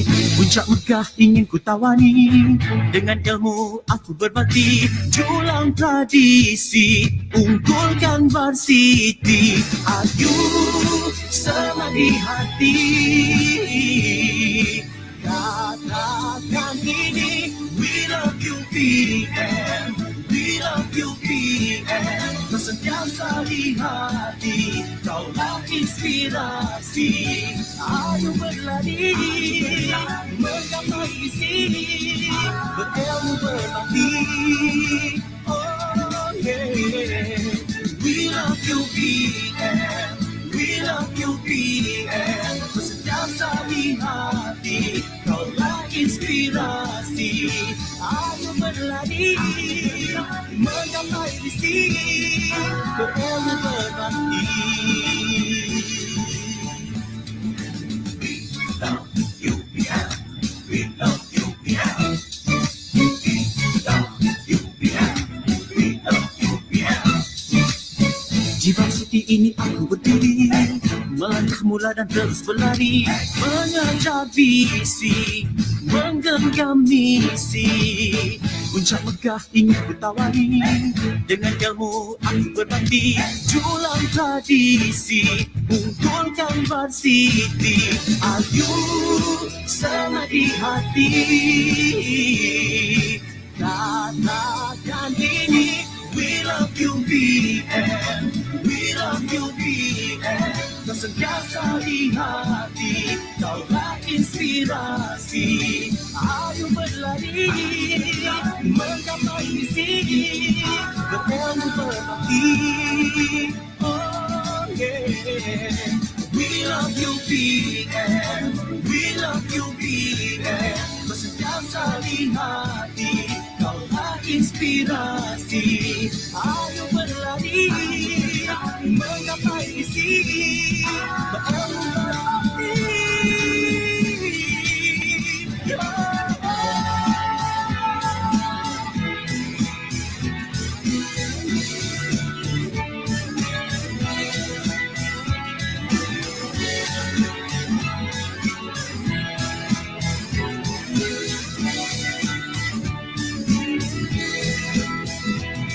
Ayu semadi hati,